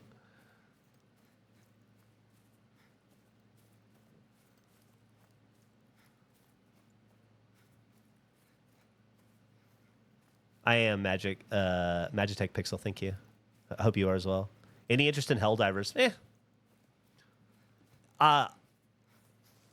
the way stuff has to happen in regulation is 3 people have to be really excited about it, or 1 person has to be really excited about it and good at convincing at least 2 other people. And nobody in regulation is excited about Helldivers, so it's probably not going to happen.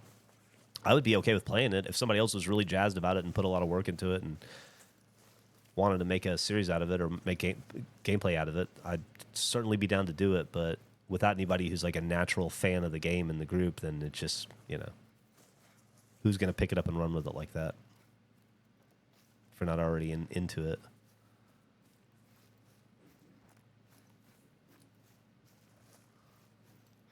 Just got an achievement. Any advice on shooting a budget? Just be patient. These are shooting. Production is stressful, and it can test friendships and relationships. So, just be patient and be kind to each other. Get used to the idea that you're going to go over budget and over time, and just make the most of it.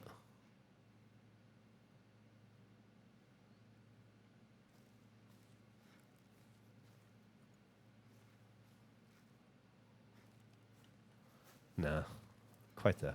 Getting there.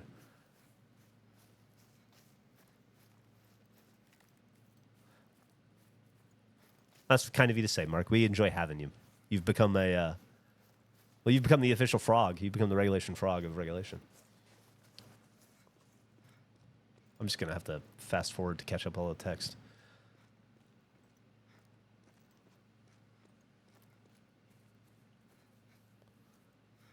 Hey, what's up, Courier?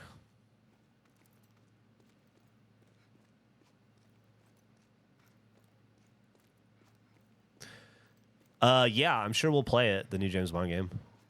I'm sure that'll be a Gavin and Andrew thing. They're both big Hitman fans.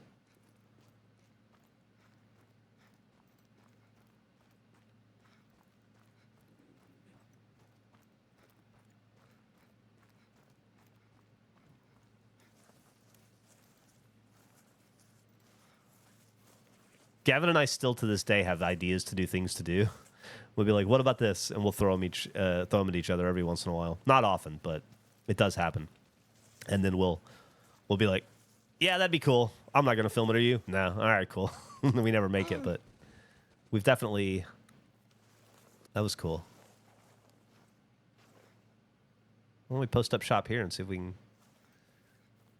I like this weird tree though. I feel like that should be. Maybe we'll get the. No, this as its own shot. It's not exciting. Here I am trying to capture the magic of the animals and framing where they were, and will probably never be again. Lunatic. Okay.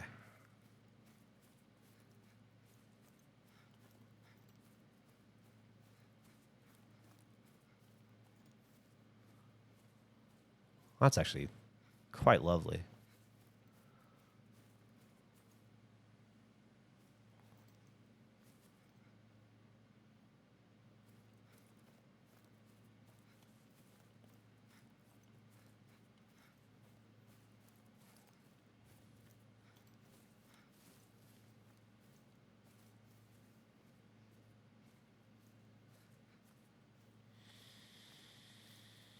Yeah, nothing there.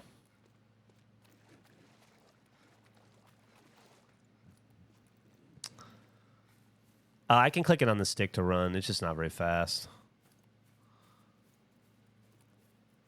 The fishing game, you get a car. You can drive around in a car. It's way easier, but I haven't played this game.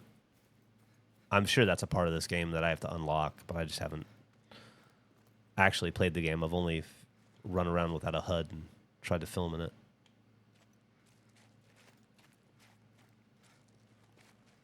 Let's see this map. All right, let's run over here and see what's over here. Nah, is that the multiplayer Elden Ring? Maybe. I don't know.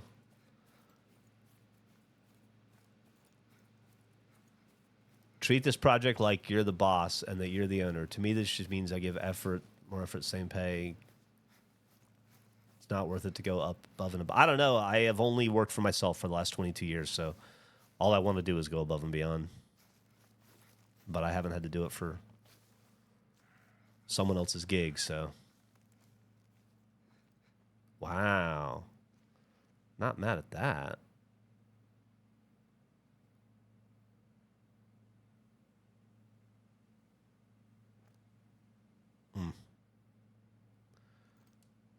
Should keep going.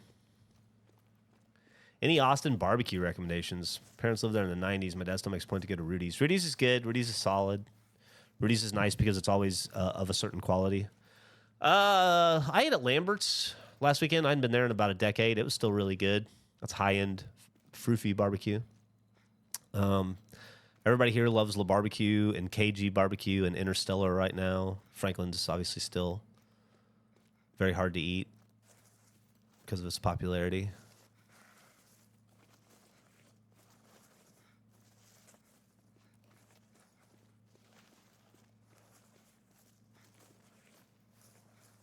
Have I ever had employees discuss a similar problem with me in regards to what?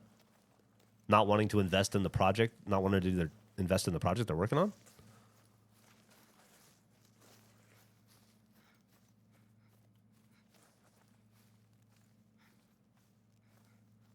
I'm fortunate that there are only 5 employees of Regulation, and we're all equal owners of the company. So we don't really have employees in that regard.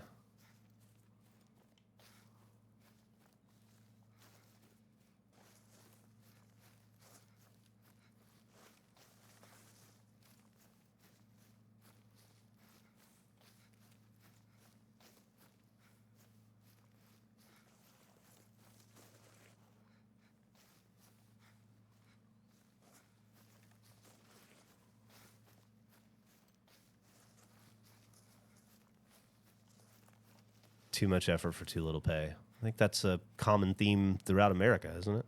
I don't think that's unique to any one job or sector or industry.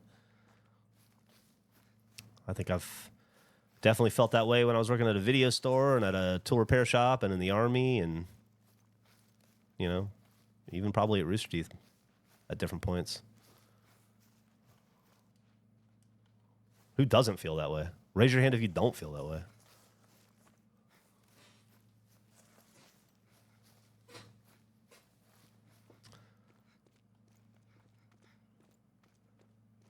Once Rooster Teeth became a real company, we had an HR department and managers and people to do that stuff properly, so idiots like me didn't have to.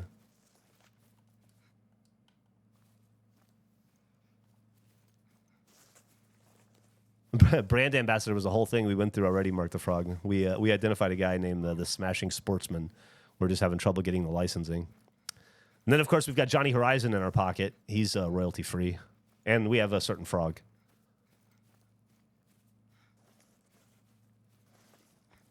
Yeah, Burnout's a motherfucker. Been fighting it my whole career.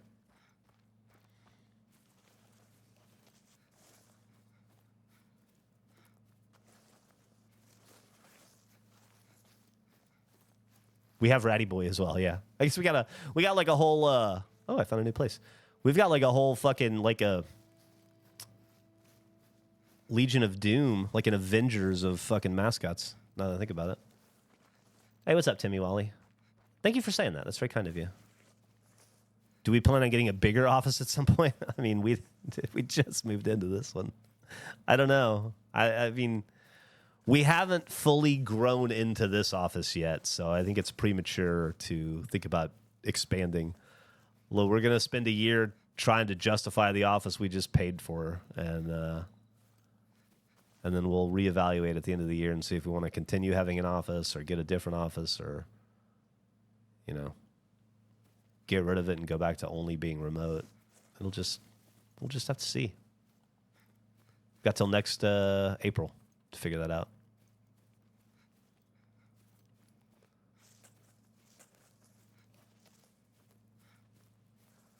Hey, Jeff, thanks for all the laughs over the years. Oh, of course. Thank you. There's a billion of those moments probably. Nothing's jumping to mind, but I'll constantly, just throughout the course of a regular day, something will pop into my head and it'll just make me chuckle.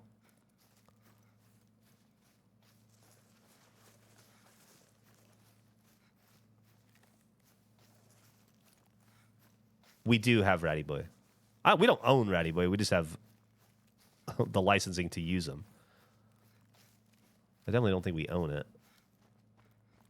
The in-person collabs add a certain vibe that I appreciate.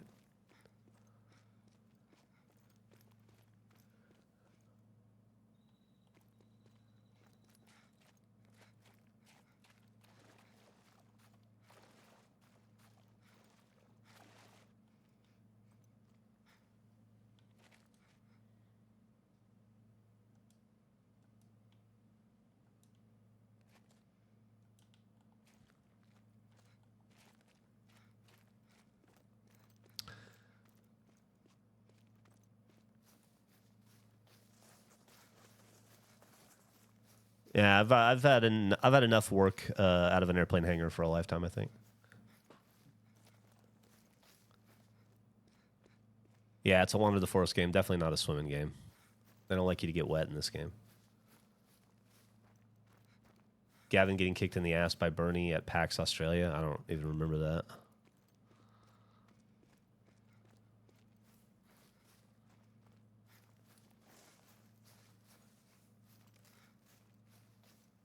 No plans to become a pilot. No, that's Gus's thing. Do I like being in planes? Yeah, sure. I got no issues with planes. Why? Should I have an issue with getting in planes?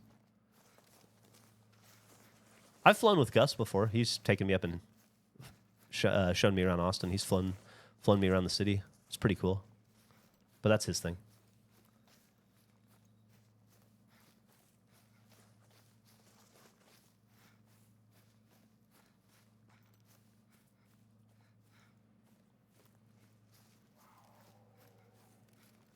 Do I remember when Bernie fell because somebody pulled his chair out from under him? I do not. I'm sorry. Oh, yeah, I got no issues with planes. I've flown so much in my fucking career. At its height, I was flying like 45 to 48 or so weeks a year for Rooster Teeth there for a little bit on the full screen days.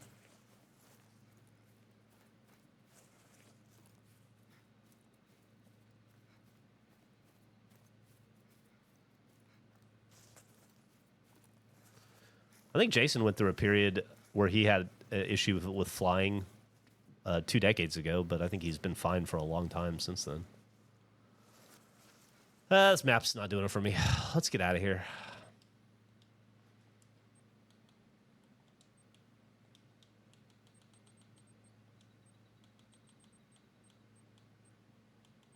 How do I... Wait, it was... Here you go. We'll do one more. I guess I need to buy these DLC maps, but I'm not going to do that right now. Go to Leighton Lake. Do one more here, and then... Was that where we just were?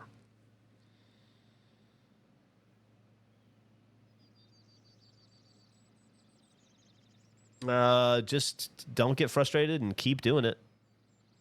Just keep at it. Create a consistent release schedule and stick to it. And don't release it if you don't like it. If you don't feel like it's good enough, don't feel like you have to release it just because you made it. Bernie loves to quote a Robert Rodriguez saying that is 100% true, that he said that is everybody has about 50 bad movies in them, and the faster you get them out of your system, the better you'll be. And I tend to agree. So, when we did the RT podcast, I think we filmed 10 or maybe a dozen before we ever released them, just to get used to the feel of it. So I guess that'd be my advice. Just keep at it. It's hard work. It seems incredibly easy. Nobody understands that it's hard work. Everybody thinks what you're doing is simple and easy and that they could do it. And it can be disheartening. at times, but just stick with it. Don't give up. Let's do this. One more, and then we'll switch to a different game or something because I'm not feeling this game.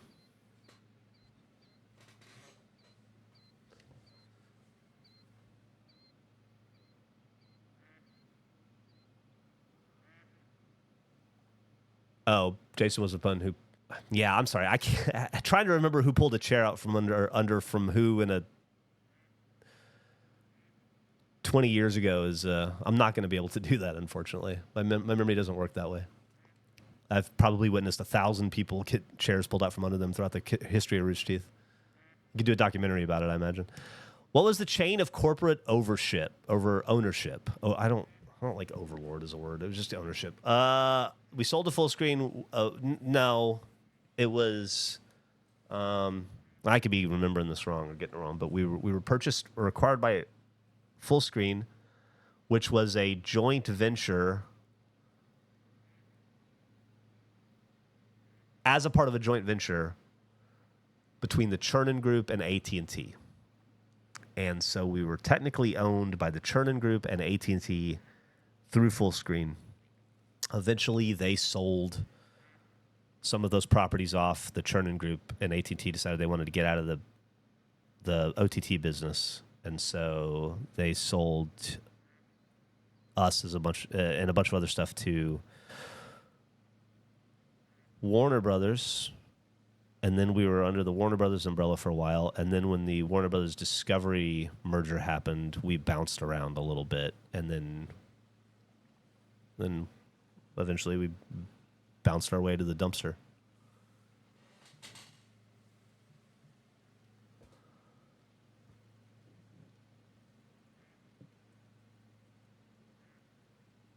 I like the rain. I'm glad it's raining. That's something different.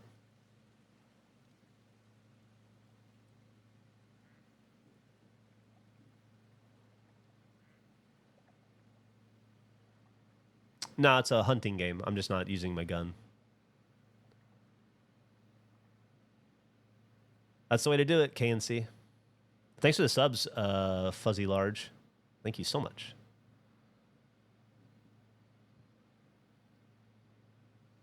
Yeah, we'll sit here for 15 minutes and film this rainy day, and then we'll probably switch over to... I kind of want to shoot Sea of Thieves again. I enjoyed that yesterday.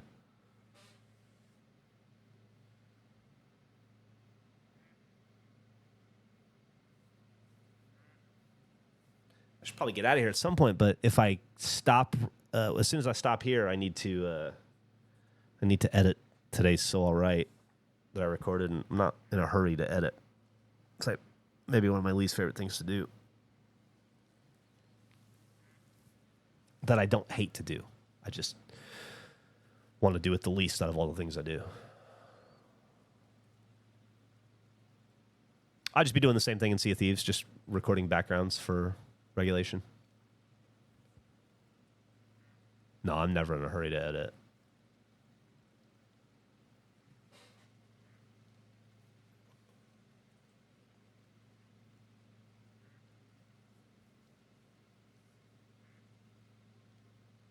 You're absolutely right. Totally annoying. I could. Thank you for the subs, anonymous gifter. That was very kind of you. I could do that. Totally annoying, but I spent most of my career filming in Halo, and as much as I love and have reverence for it, it is not the thing that I think about when I want to get into a video game and start filming stuff. I did a lifetime of filming in Halo. It's because I'm ducking some editing. Ain't that the truth? We've never had guests on the podcast, and we probably never will. So, no, I don't think so. We don't. Regulation is a non-guest podcast. Favorite Atari 2600 game? Combat. I actually have Combat 2 on my shelf right now. The sequel that they only made 500 copies of. Gus and I both got a copy of it, like in 2000 or 99, maybe, when they made it. June 16th rematch. Got it. I'll check it out.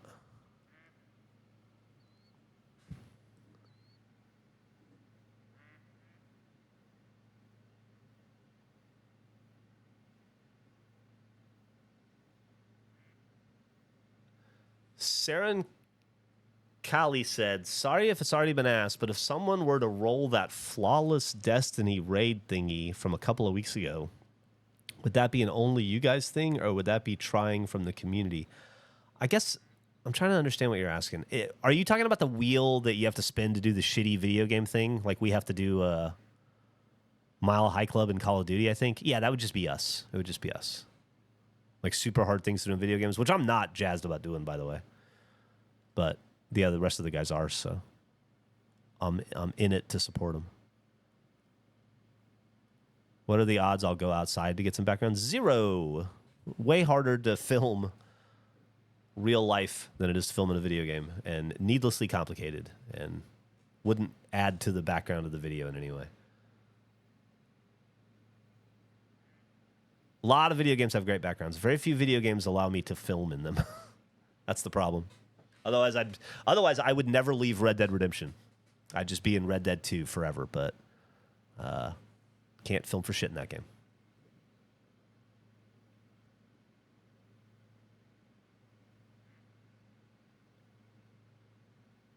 Michael was supposed to be in the repo stream that Gavin and Ray and Matt and Alfredo and Chibi and Jeremy and I all did. I think he had to back out at the last second for some reason. But yeah, I imagine that if we do something like that again, I'll definitely probably stream with him.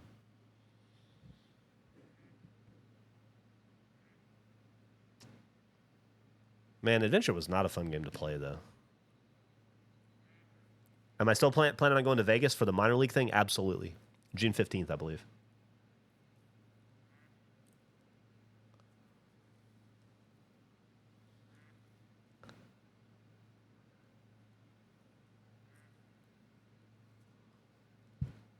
Let me know if you figure out why it got blown, Mark.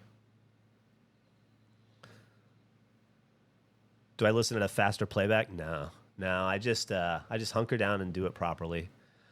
The only thing that sucks about editing to me is just listening to my voice. If I could listen to music or something while I did it, it'd be so much easier. But obviously you can't do that because it's an audio podcast. But I just don't like listening to me. I like editing. I just don't like editing me.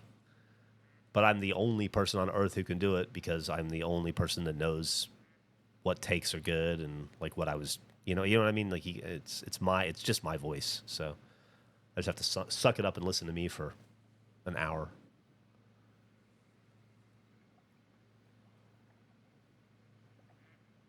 Anything specific with the Lions I'm looking forward to? Them winning the Super Bowl?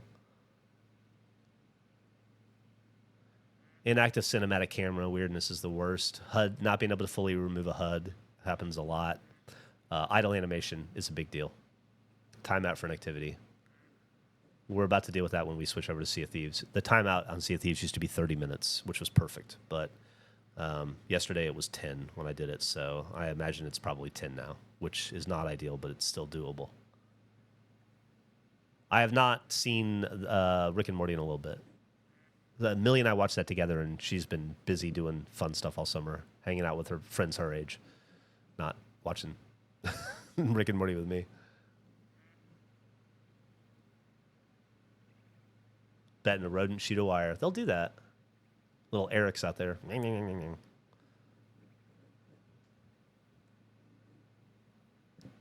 Not if my Buccaneers have anything to say about it. I have a feeling they won't, but we'll see.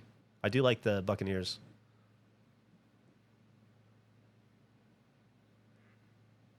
I like Baker Mayfield. I think he's a fun dude.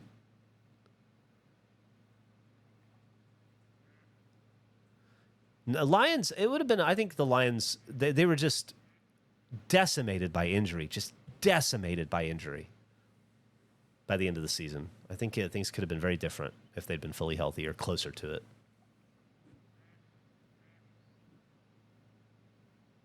Oh, thanks, Timmy. Yeah, it was a fun thing to do. Audio for that. Me and my dad had Rockford Files. What's my thing with Millie? We have a bunch. Of stuff. But Rick and Morty is definitely in there. Invincible. Shows that we only watch together. We only watch Rick and Morty together. We only watch Invincible. We only watch Umbrella Academy. So I think we're behind. We have a season, the final season of that to go still. We watch a lot of basketball together when we're around. We have Halo together. We have Minecraft together. I'm trying to think of what else we're into together right now. Those are the big things. For sure. We used to have Siege together, but I'm too old to play Siege.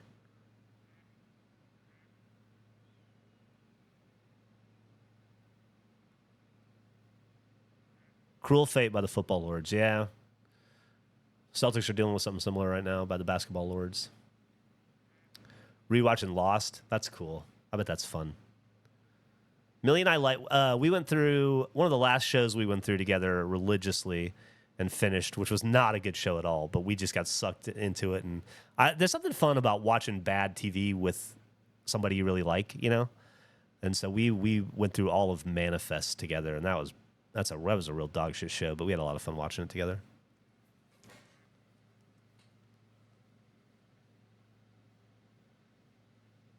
The new office doesn't have much of a backyard, unfortunately. It's one of the few downsides to it. Is it wasn't blessed with a big yard, so I doubt we'll be able to do a beanhole there. We beat Halo Infinite together. Yeah, we did. After they patched in co-op.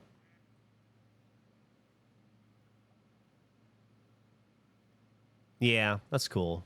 T-Mortal TV. We have a ton of stuff like that. I would say the thing that Millie and I have spent the most time enjoying together is,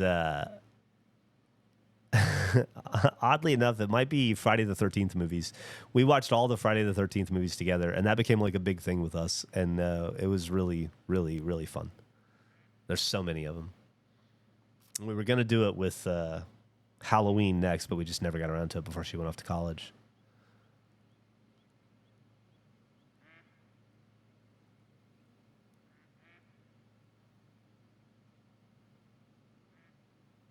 One of my friends and I went through The Secret Life of the American Teenager. It was so bad it was classic.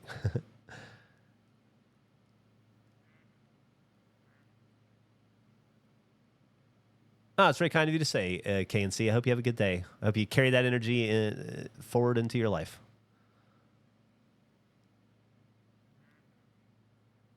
Yeah, I wish that, speaking to what you're saying there, Insidious, I wish that there was more of a market for it because there's so many opportunities for regulation to do watch-alongs.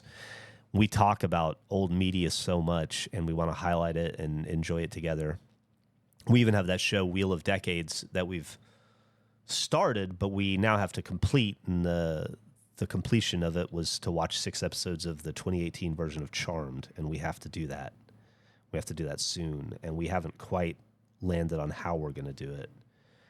And the reality of that stuff is when we do a lot of those watch-alongs, they don't tend to do well from a view standpoint, which isn't a big deal.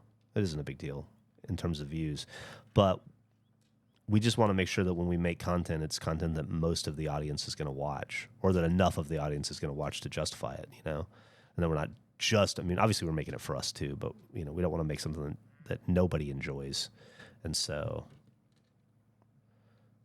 the watch-along stuff's always a little tough because of that. Works well as a Falcon event.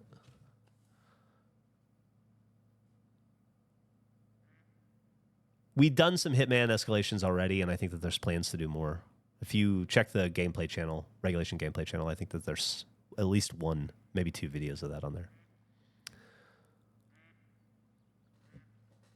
Like the Snow Day watch-along was so much fun. I'm right there with you. I really enjoyed that.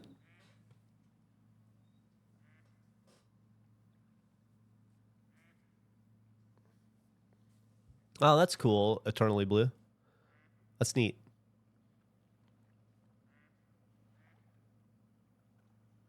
What's up, G.I. Joder?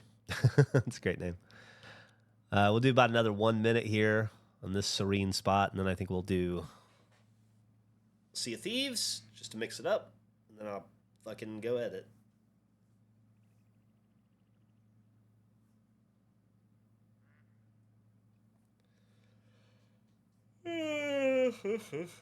What do I gotta make for dinner tonight? I need to cook an actual dinner tonight.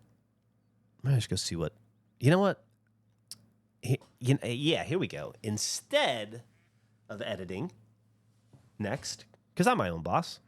I don't have to turn it until next Monday. Ideally, I need to turn it into Nick way before next Monday. I should turn it into him tomorrow. But I could edit it any time of the day. I could edit it at 4 in the morning if I wanted to. So what I could do as soon as I'm done streaming here is go to the grocery store, go to Whole Foods, see what their meat section looks like. Maybe make some chicken or pork tonight. I haven't cooked a pork chop in a long fucking time.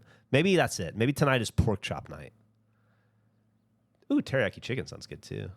Kielbasa and noodles. Gonna be grilled steak. Lakeland, Florida has wild parrots. We have a lot of major cities do. We have a wild parakeet thing going on in Austin that's pretty cool. Monk parakeets. They come into our yard all the time because Emily's a birder, and so she always has, like, I don't know, whatever they like to eat, whatever kind of suet that they're into or whatever. Pork chop tips? I got no tips on how to cook a pork. I don't think I've cooked a pork chop in 8 years. I'll buy it and then Google how to cook a pork chop afterward, probably. My wife fucking loves rice, so whatever I get, it'll probably have rice.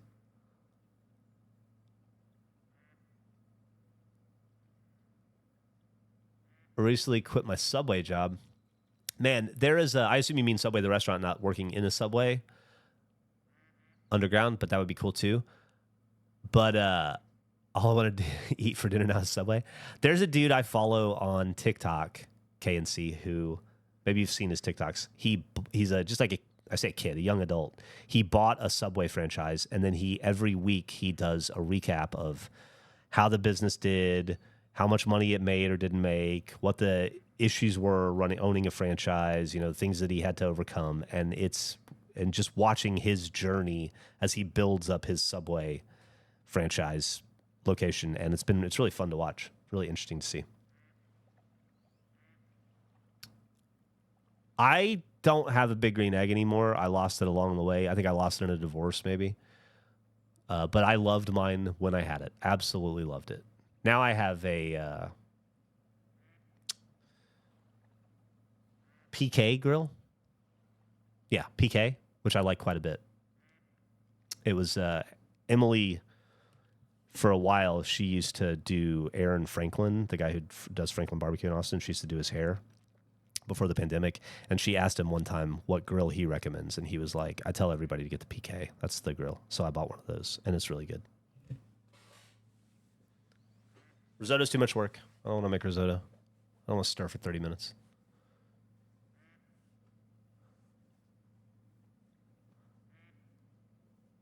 I like applesauce. I don't think my wife will give a shit, and I'm sure Millie will be out hanging out with friends, so it would just be for me. So I probably won't add applesauce.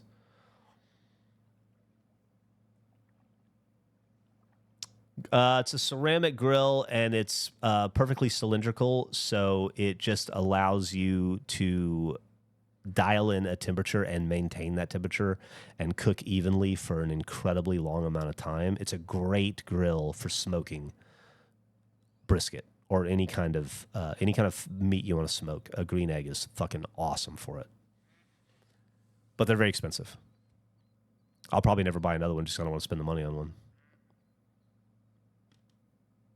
The only PK you know is from Real Housewives of Beverly Hills. Oh, PK. Dora with her fake-ass British accent. PK, her intercontinental accent that she added. Dude, you hit a sweet spot mentioning Beverly Hills to me. Although, I gotta say,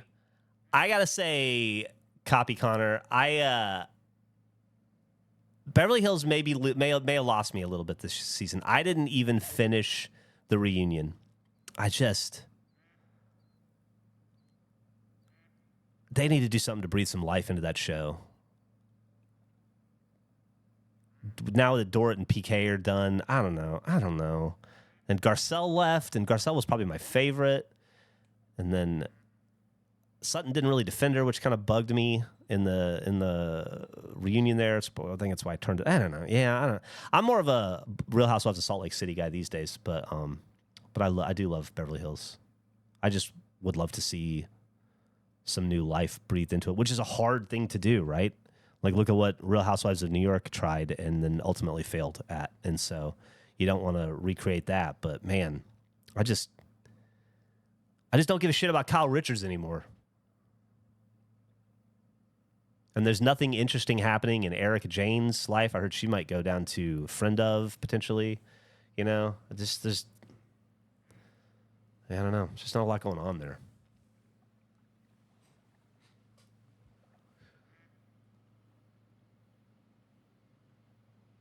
For Wife Swap Housewives Edition, yeah, that's going to be interesting.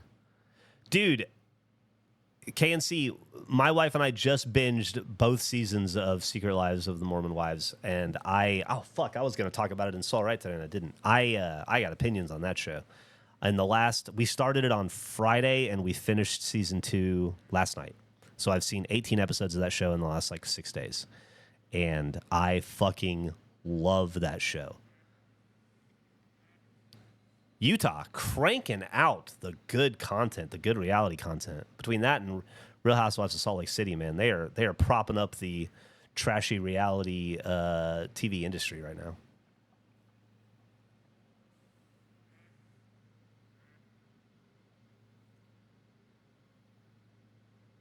You should watch it, KNC. It's really good. You basically, well, you bounce around in your allegiances, but, woof. I don't want to spoil anything for people that haven't seen it, but the fight between the fight over dominance between Taylor and Debbie was a thing to behold.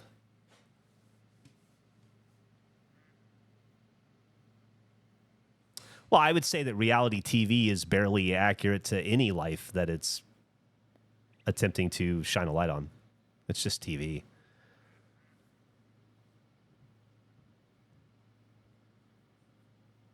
All right, that's 5th. Oh, yeah, we went over on that. Okay, good there. So let's switch games. We'll do one more.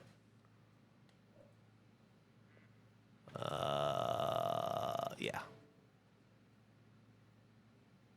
You barely see Mormons drinking alcohol on that show. It was a big fucking deal. It was a whole episode of people being upset because there was alcohol at one particular event.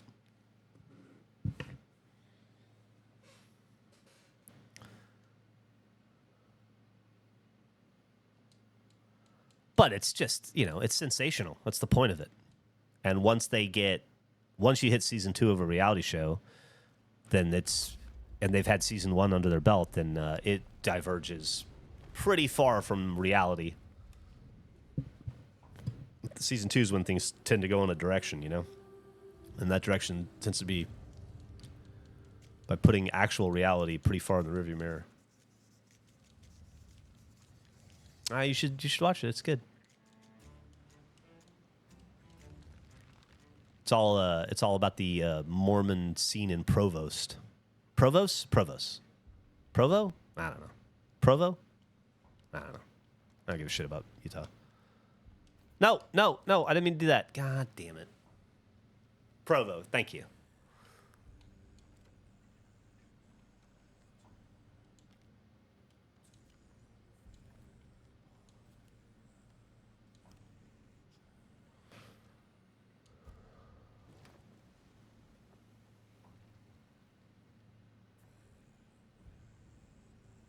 Except for Hogan Knows Best, which is anchored heavily in reality.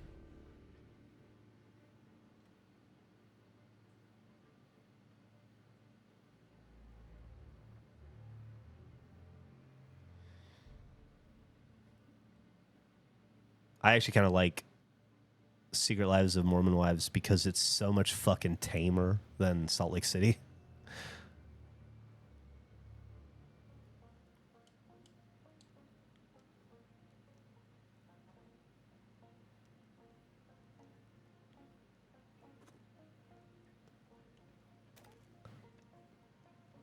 Stop doing all that shit to me.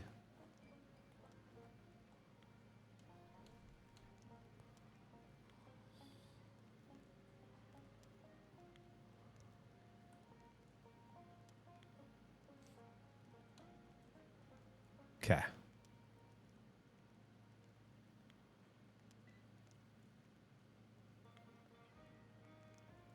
How about that, huh? I wonder if sitting in this chair will allow us to record a little bit longer. Let's see.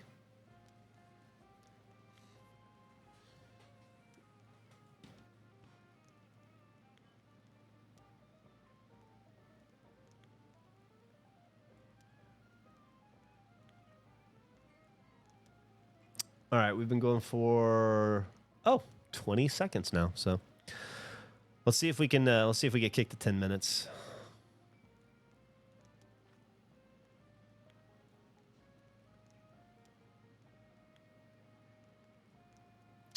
Do I play much Sea of Thieves outside of backgrounds? Not really. I did for a little while last year with some friends, but we fell out of it.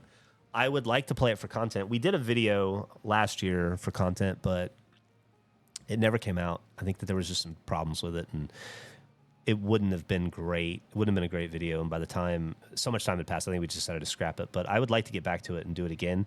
I think Gavin and I specifically love playing the game. I think Nick and Eric are into it too. Andrew plays Sea of Thieves a lot. And this is conjecture on my part, pure conjecture on my part. But I think it's a game that he takes seriously and gets annoyed at playing with us. And so maybe that's why we haven't been playing a lot of Sea of Thieves. But I would love to get back into it and do videos on it.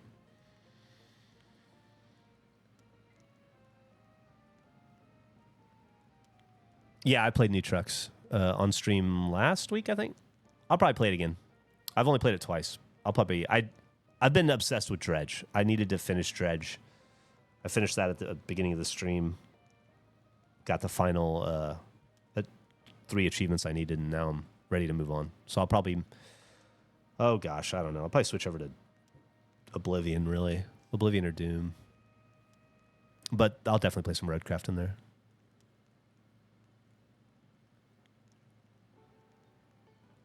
Fingers crossed, Mark.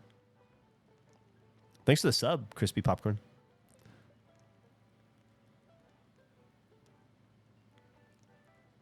Oh, that's awesome, Hot Lincoln. That's really cool.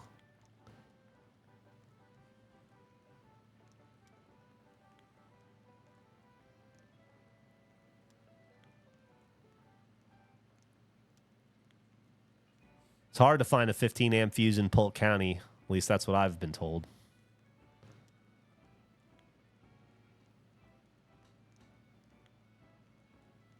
This is a nice little serene fireplace.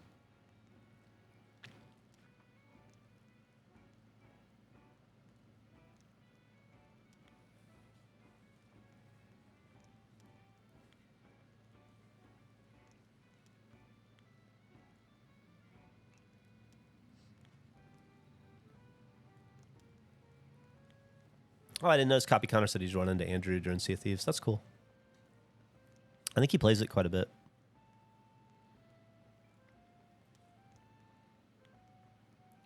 Yeah, you should give me the evil eye.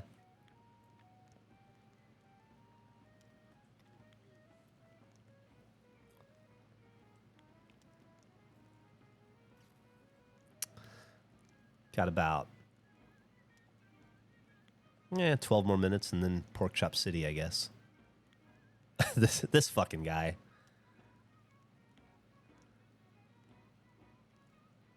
Am I going to take American Brett to the racetrack? I would like to, yeah.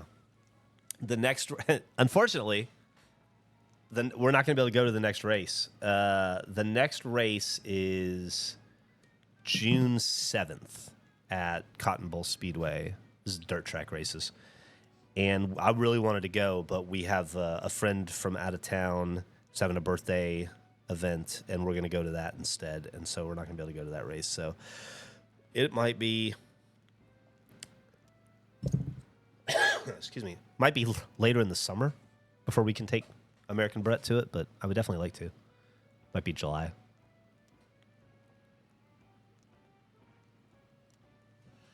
Excuse me.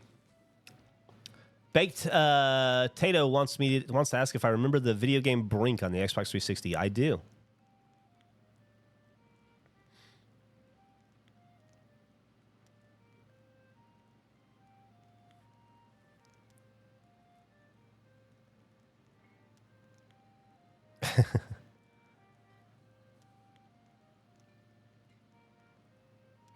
I forgot we made that fireplace video.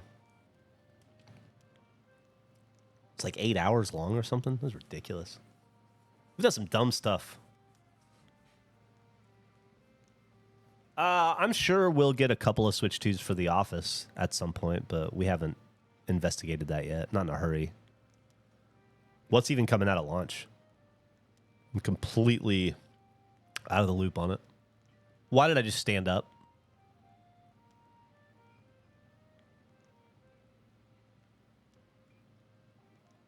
No, Gracie hasn't been by the new office yet, but we would really like to get her there.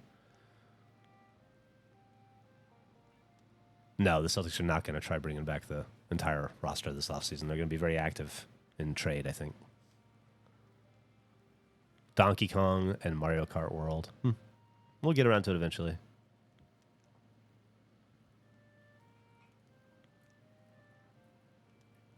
Well, I don't like the shot as much as I fucking... Now that I stood up, but I'm already 5 minutes in. Might as well just let it go.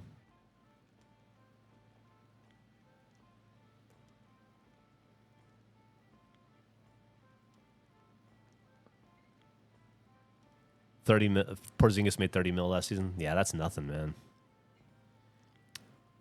Jaylen Brown's like in the 60 to 70 range now. Second better immediately blew the fuse. And that's the last fuse in Polk County, too. That's not good.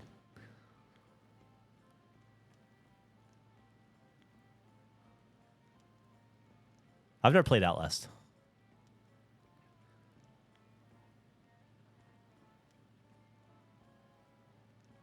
If I get some blind boxes for the office, I have a bunch of. I've been collecting. I've been getting ready for the break show. I bought a bunch of Labubu's that I haven't opened up yet. I was gonna open on the break. What's up, Monkey Brad? Would be better in 8K. I agree. Will the Charlotte Hornets ever do anything? No, not at all. They'll leave Charlotte at some point.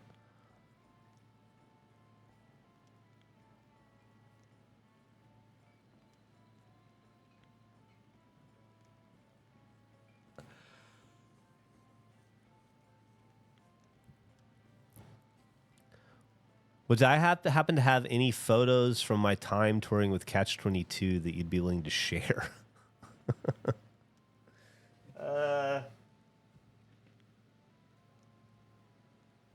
You know what? I do. I probably do. I probably not only have some, I have some close enough that I could grab right now. But I don't have my face cam on because I'm filming this scene. So maybe next time I stream, if you hop on Ask Again, and I'll pull out some old photos. Show you some old physical photos from my days with Catch-22.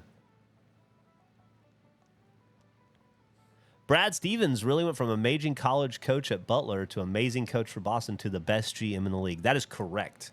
He absolutely did do that, Baked. I agree with you 100%.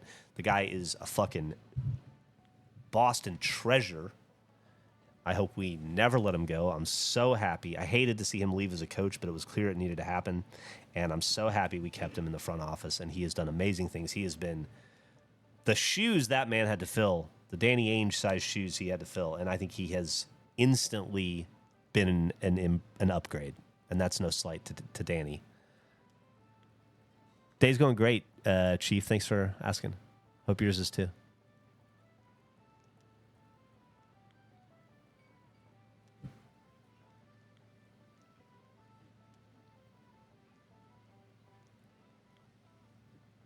You know what? We've already moved once in this video, so why couldn't we do it again? I'm the one who makes the rules here. Let's just reframe. Nobody's going to notice or care.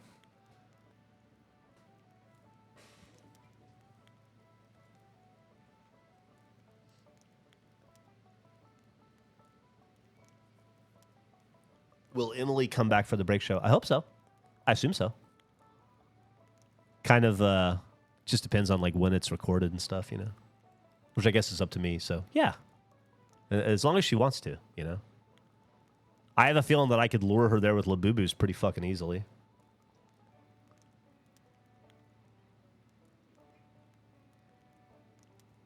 Yeah, anything getting Gavin to drive, I think is funny. Moldy Pirate.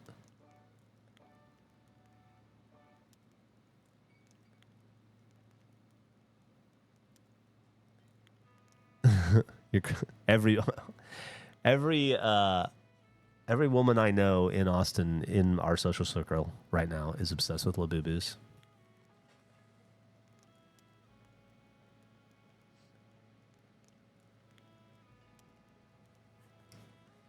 Oh, thank you. That's very nice of you to say, Gamerverse.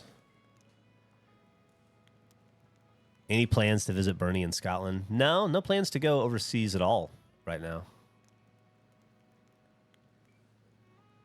Seems like leaving America and then coming back to America right now is kind of dicey, you know? I probably try to avoid that if I can.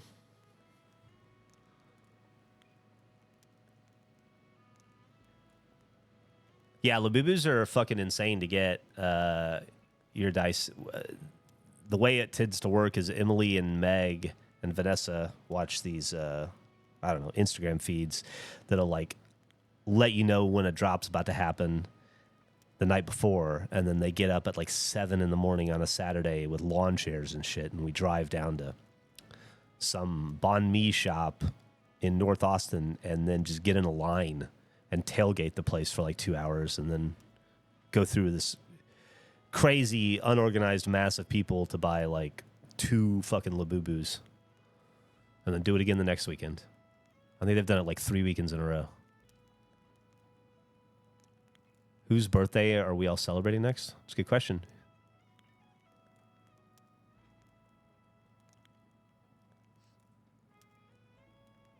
Yeah, it's kind of like Beanie Babies, but it's a purse accessory. So it's like, I guess it's 6 of one, half dozen the other, yeah.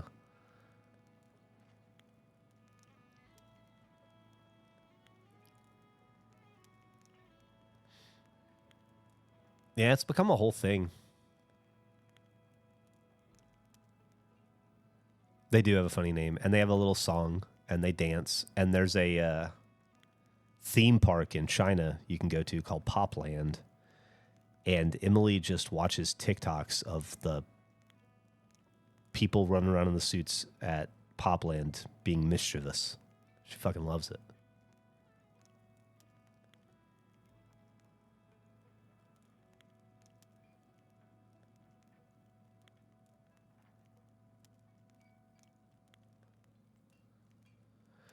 Some basketball dude wore one recently. Labubu are unisex. Yeah, that was Dylan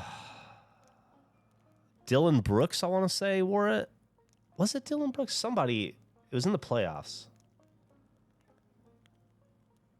Maybe I feel like it was Dylan Brooks, but that seems wrong. I feel like it was somebody from Minnesota, maybe. I don't know.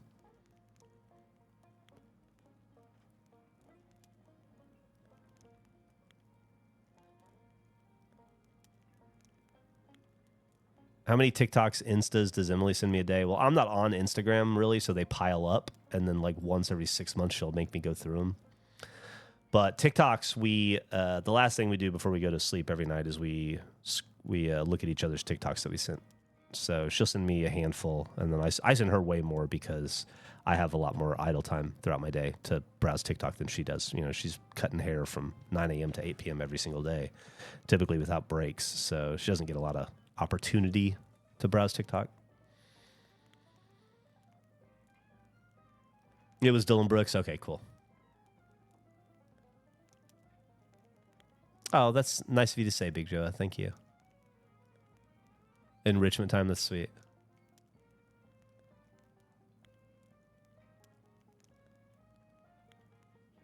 Everybody's favorite villain, Dylan Brooks and Grayson Allen. God damn, dude, aren't they they're like the Batman and Robin of NBA dickheads. What are some of my favorite TikTok categories to get into? I just like seeing dudes get hit in the nuts by stuff. Baseballs, footballs, skateboards, bikes. I just like to watch the foibles of humanity. I do watch a lot of pro skating TikToks. And I don't know, whatever's popular. I got really into watching that Phoenix kid go from Portland to Hawaii.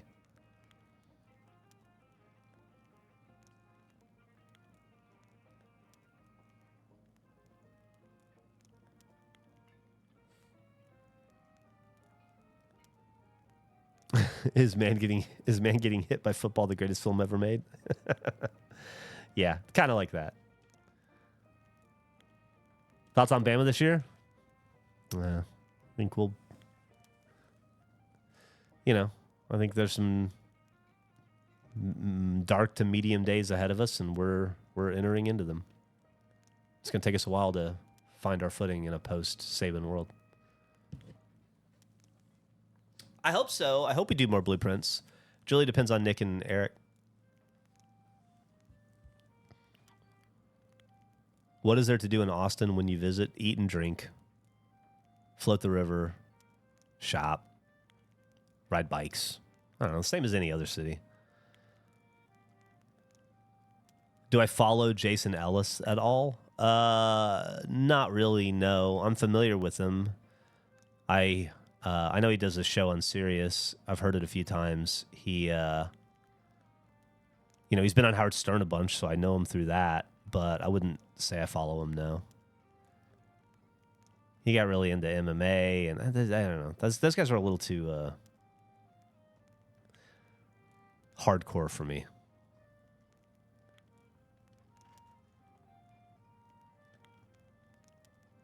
Little intense, yeah.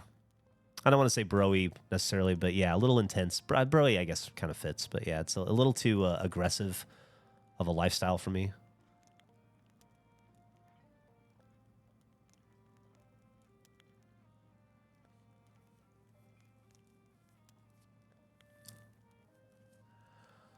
All right, we got to be getting pretty close here.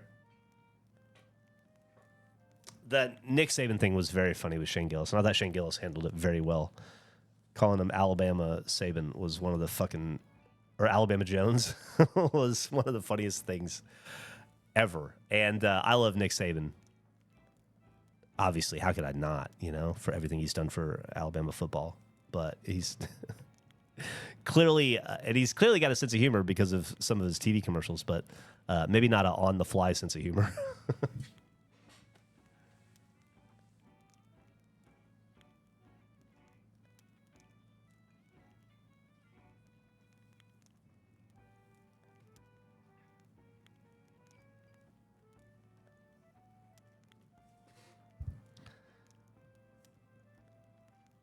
Currently making my way through So All Right and appreciate your breakdown of teams and trades for the NBA. I never understood the drama that goes along with it, but you made it's. Thank you so much for saying that, Duck Chucker. I tell people, I feel like there's two kinds of people in the world, and this is obviously not true, but the people that always say like there's two kinds of people in the world: people who like the Beatles or people who like the Rolling Stones. Some of us don't like either. I understand that there will be a lot of people that don't like sports or reality TV, but I feel like it's kind of like that. There's like people that like sports and then people that like reality TV. And I think that what people who like reality TV don't realize is that sports is exactly like reality TV. And people who watch sports don't realize is that reality TV is all of the drama that you love from sports off the court. They're very similar.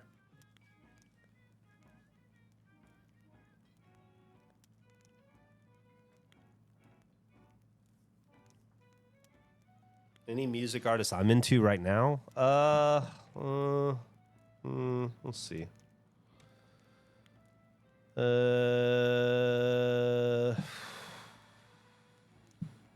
What have I been listening to most recently?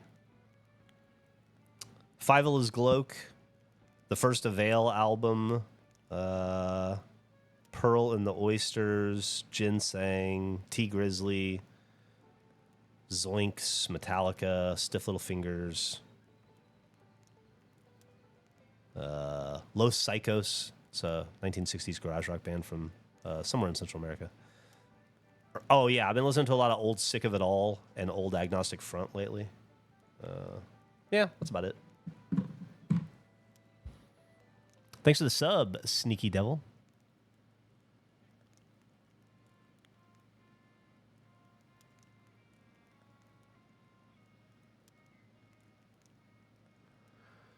Alabama Jones.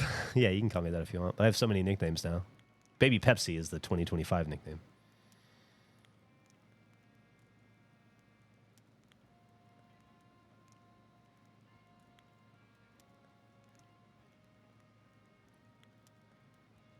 Hey, what's up, Jiminy Jamity? I like your name. He was doing a podcast with Tony Hawk for a while that was really good. Yeah, I think I saw some of those clips, maybe.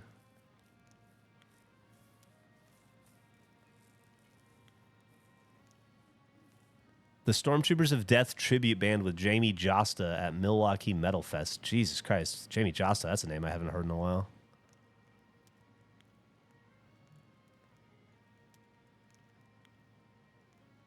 Yeah, I saw they played that Slumber Guys clip too.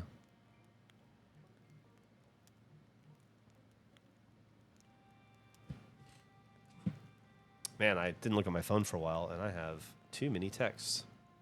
Jesus Christ.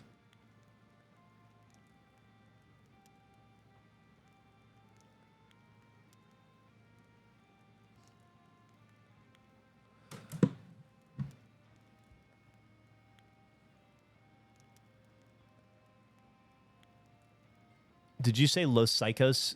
I've never heard of Mutantes. I did say Los Psychos, but it's spelled Caicos, I believe. Like LOSCAICOS,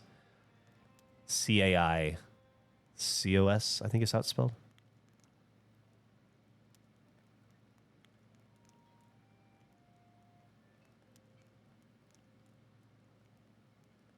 How do you find new music? You feel like your musical taste is limited to what you grew up listening to. I look for new music constantly. So the main ways I find it is honestly through Reddit. I follow all the different music subreddits on Reddit, and so bands get posted all the time there, video from a new band or some band that somebody rediscovered that they want to share. And so I get a fair amount of music from that. I get a ton of new music from Spotify-related artists. Like if I discover, for instance, Lil Sims, she's a British rapper. And through her, I discovered No Name and China and Jungle Pussy and a bunch of other artists. And through them, I eventually discovered Tierra Whack, who I ended up liking way more than all of them. But, just kind of like that. You just search related artists. There's also a website that's like a SoundCloud, almost like a word cloud for music that sometimes I'll surf around that my friend Burn Dog showed me, but I don't know what it is off the top of my head. I just have it bookmarked. And every once in a while, people in chat will recommend something that I'll check out. Yeah, we had storms last night and this morning and day before yesterday. Jungle Pussy's a crazy name. She's great. You should listen to her if you get a chance. She's really good.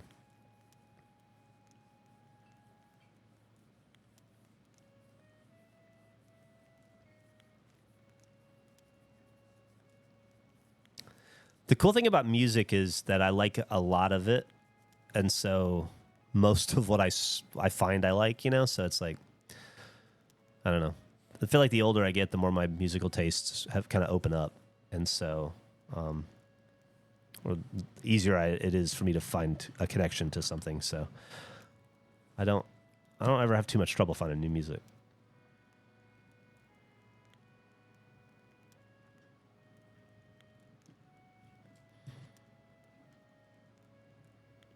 Do I like heavier music at all? Sure.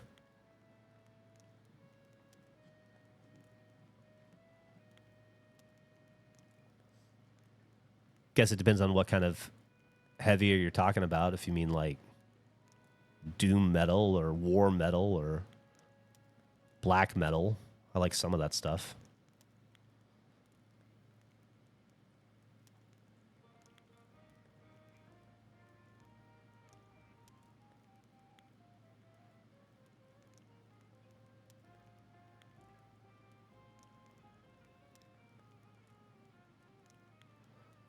Spotify has been falling into the same wrecks for me. Yeah, Spotify's great. Spotify is a monthly subscription I do not mind paying for. I probably use Spotify more than anything else I have a subscription to.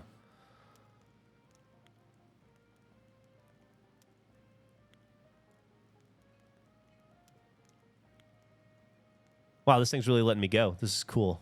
We'll see how long it goes before it kicks us.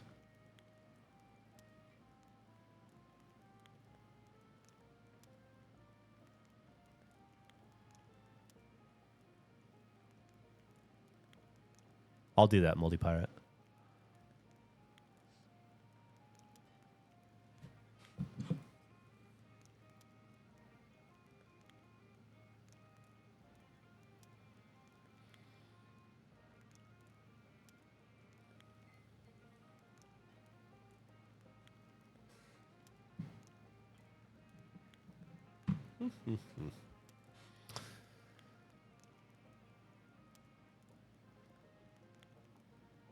If you're crouched in disguise, I think the lazy beard takes longer. I've been completely obsessed with health for like a year now. They released a track with Chelsea Wolfe a few weeks ago. Huh. Check that out. Thank you. Deathman.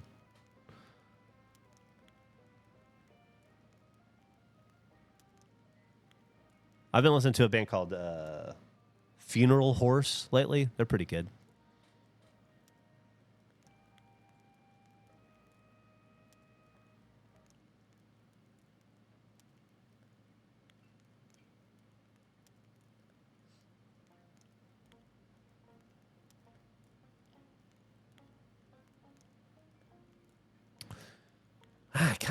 I need to go buy these fucking pork chops, you know, but I want to see how long this is going to let me go. Hey, what's up, Trey Mysterio?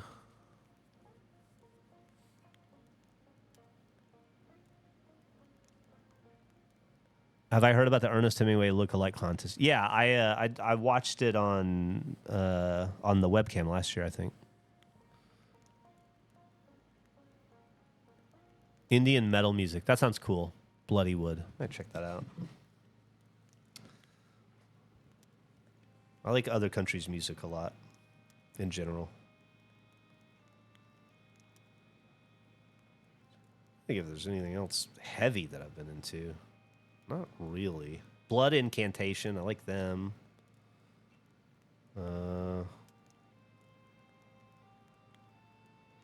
You know who I like? I've been listening to a lot of Big X the Plug. I enjoy him. New Kim Gordon album's cool.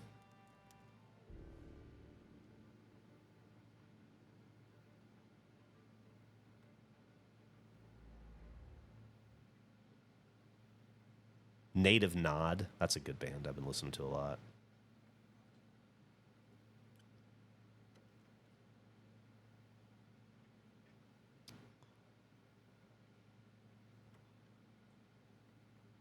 Black Eyes. That's a good band.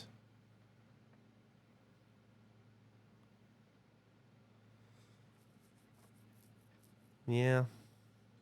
Just scrolling through my playlist. Obviously, I've been listening to a shitload of Pagan Altar, Pentagram, Gates of Slumber, Rainbow.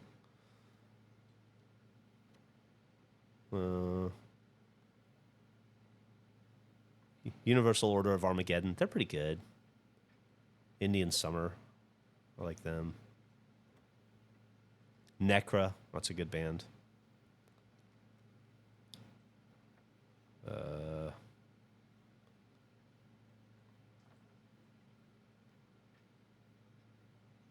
Man, there's so much MF Doom in here.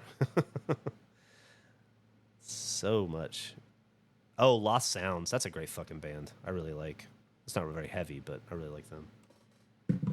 Anyway.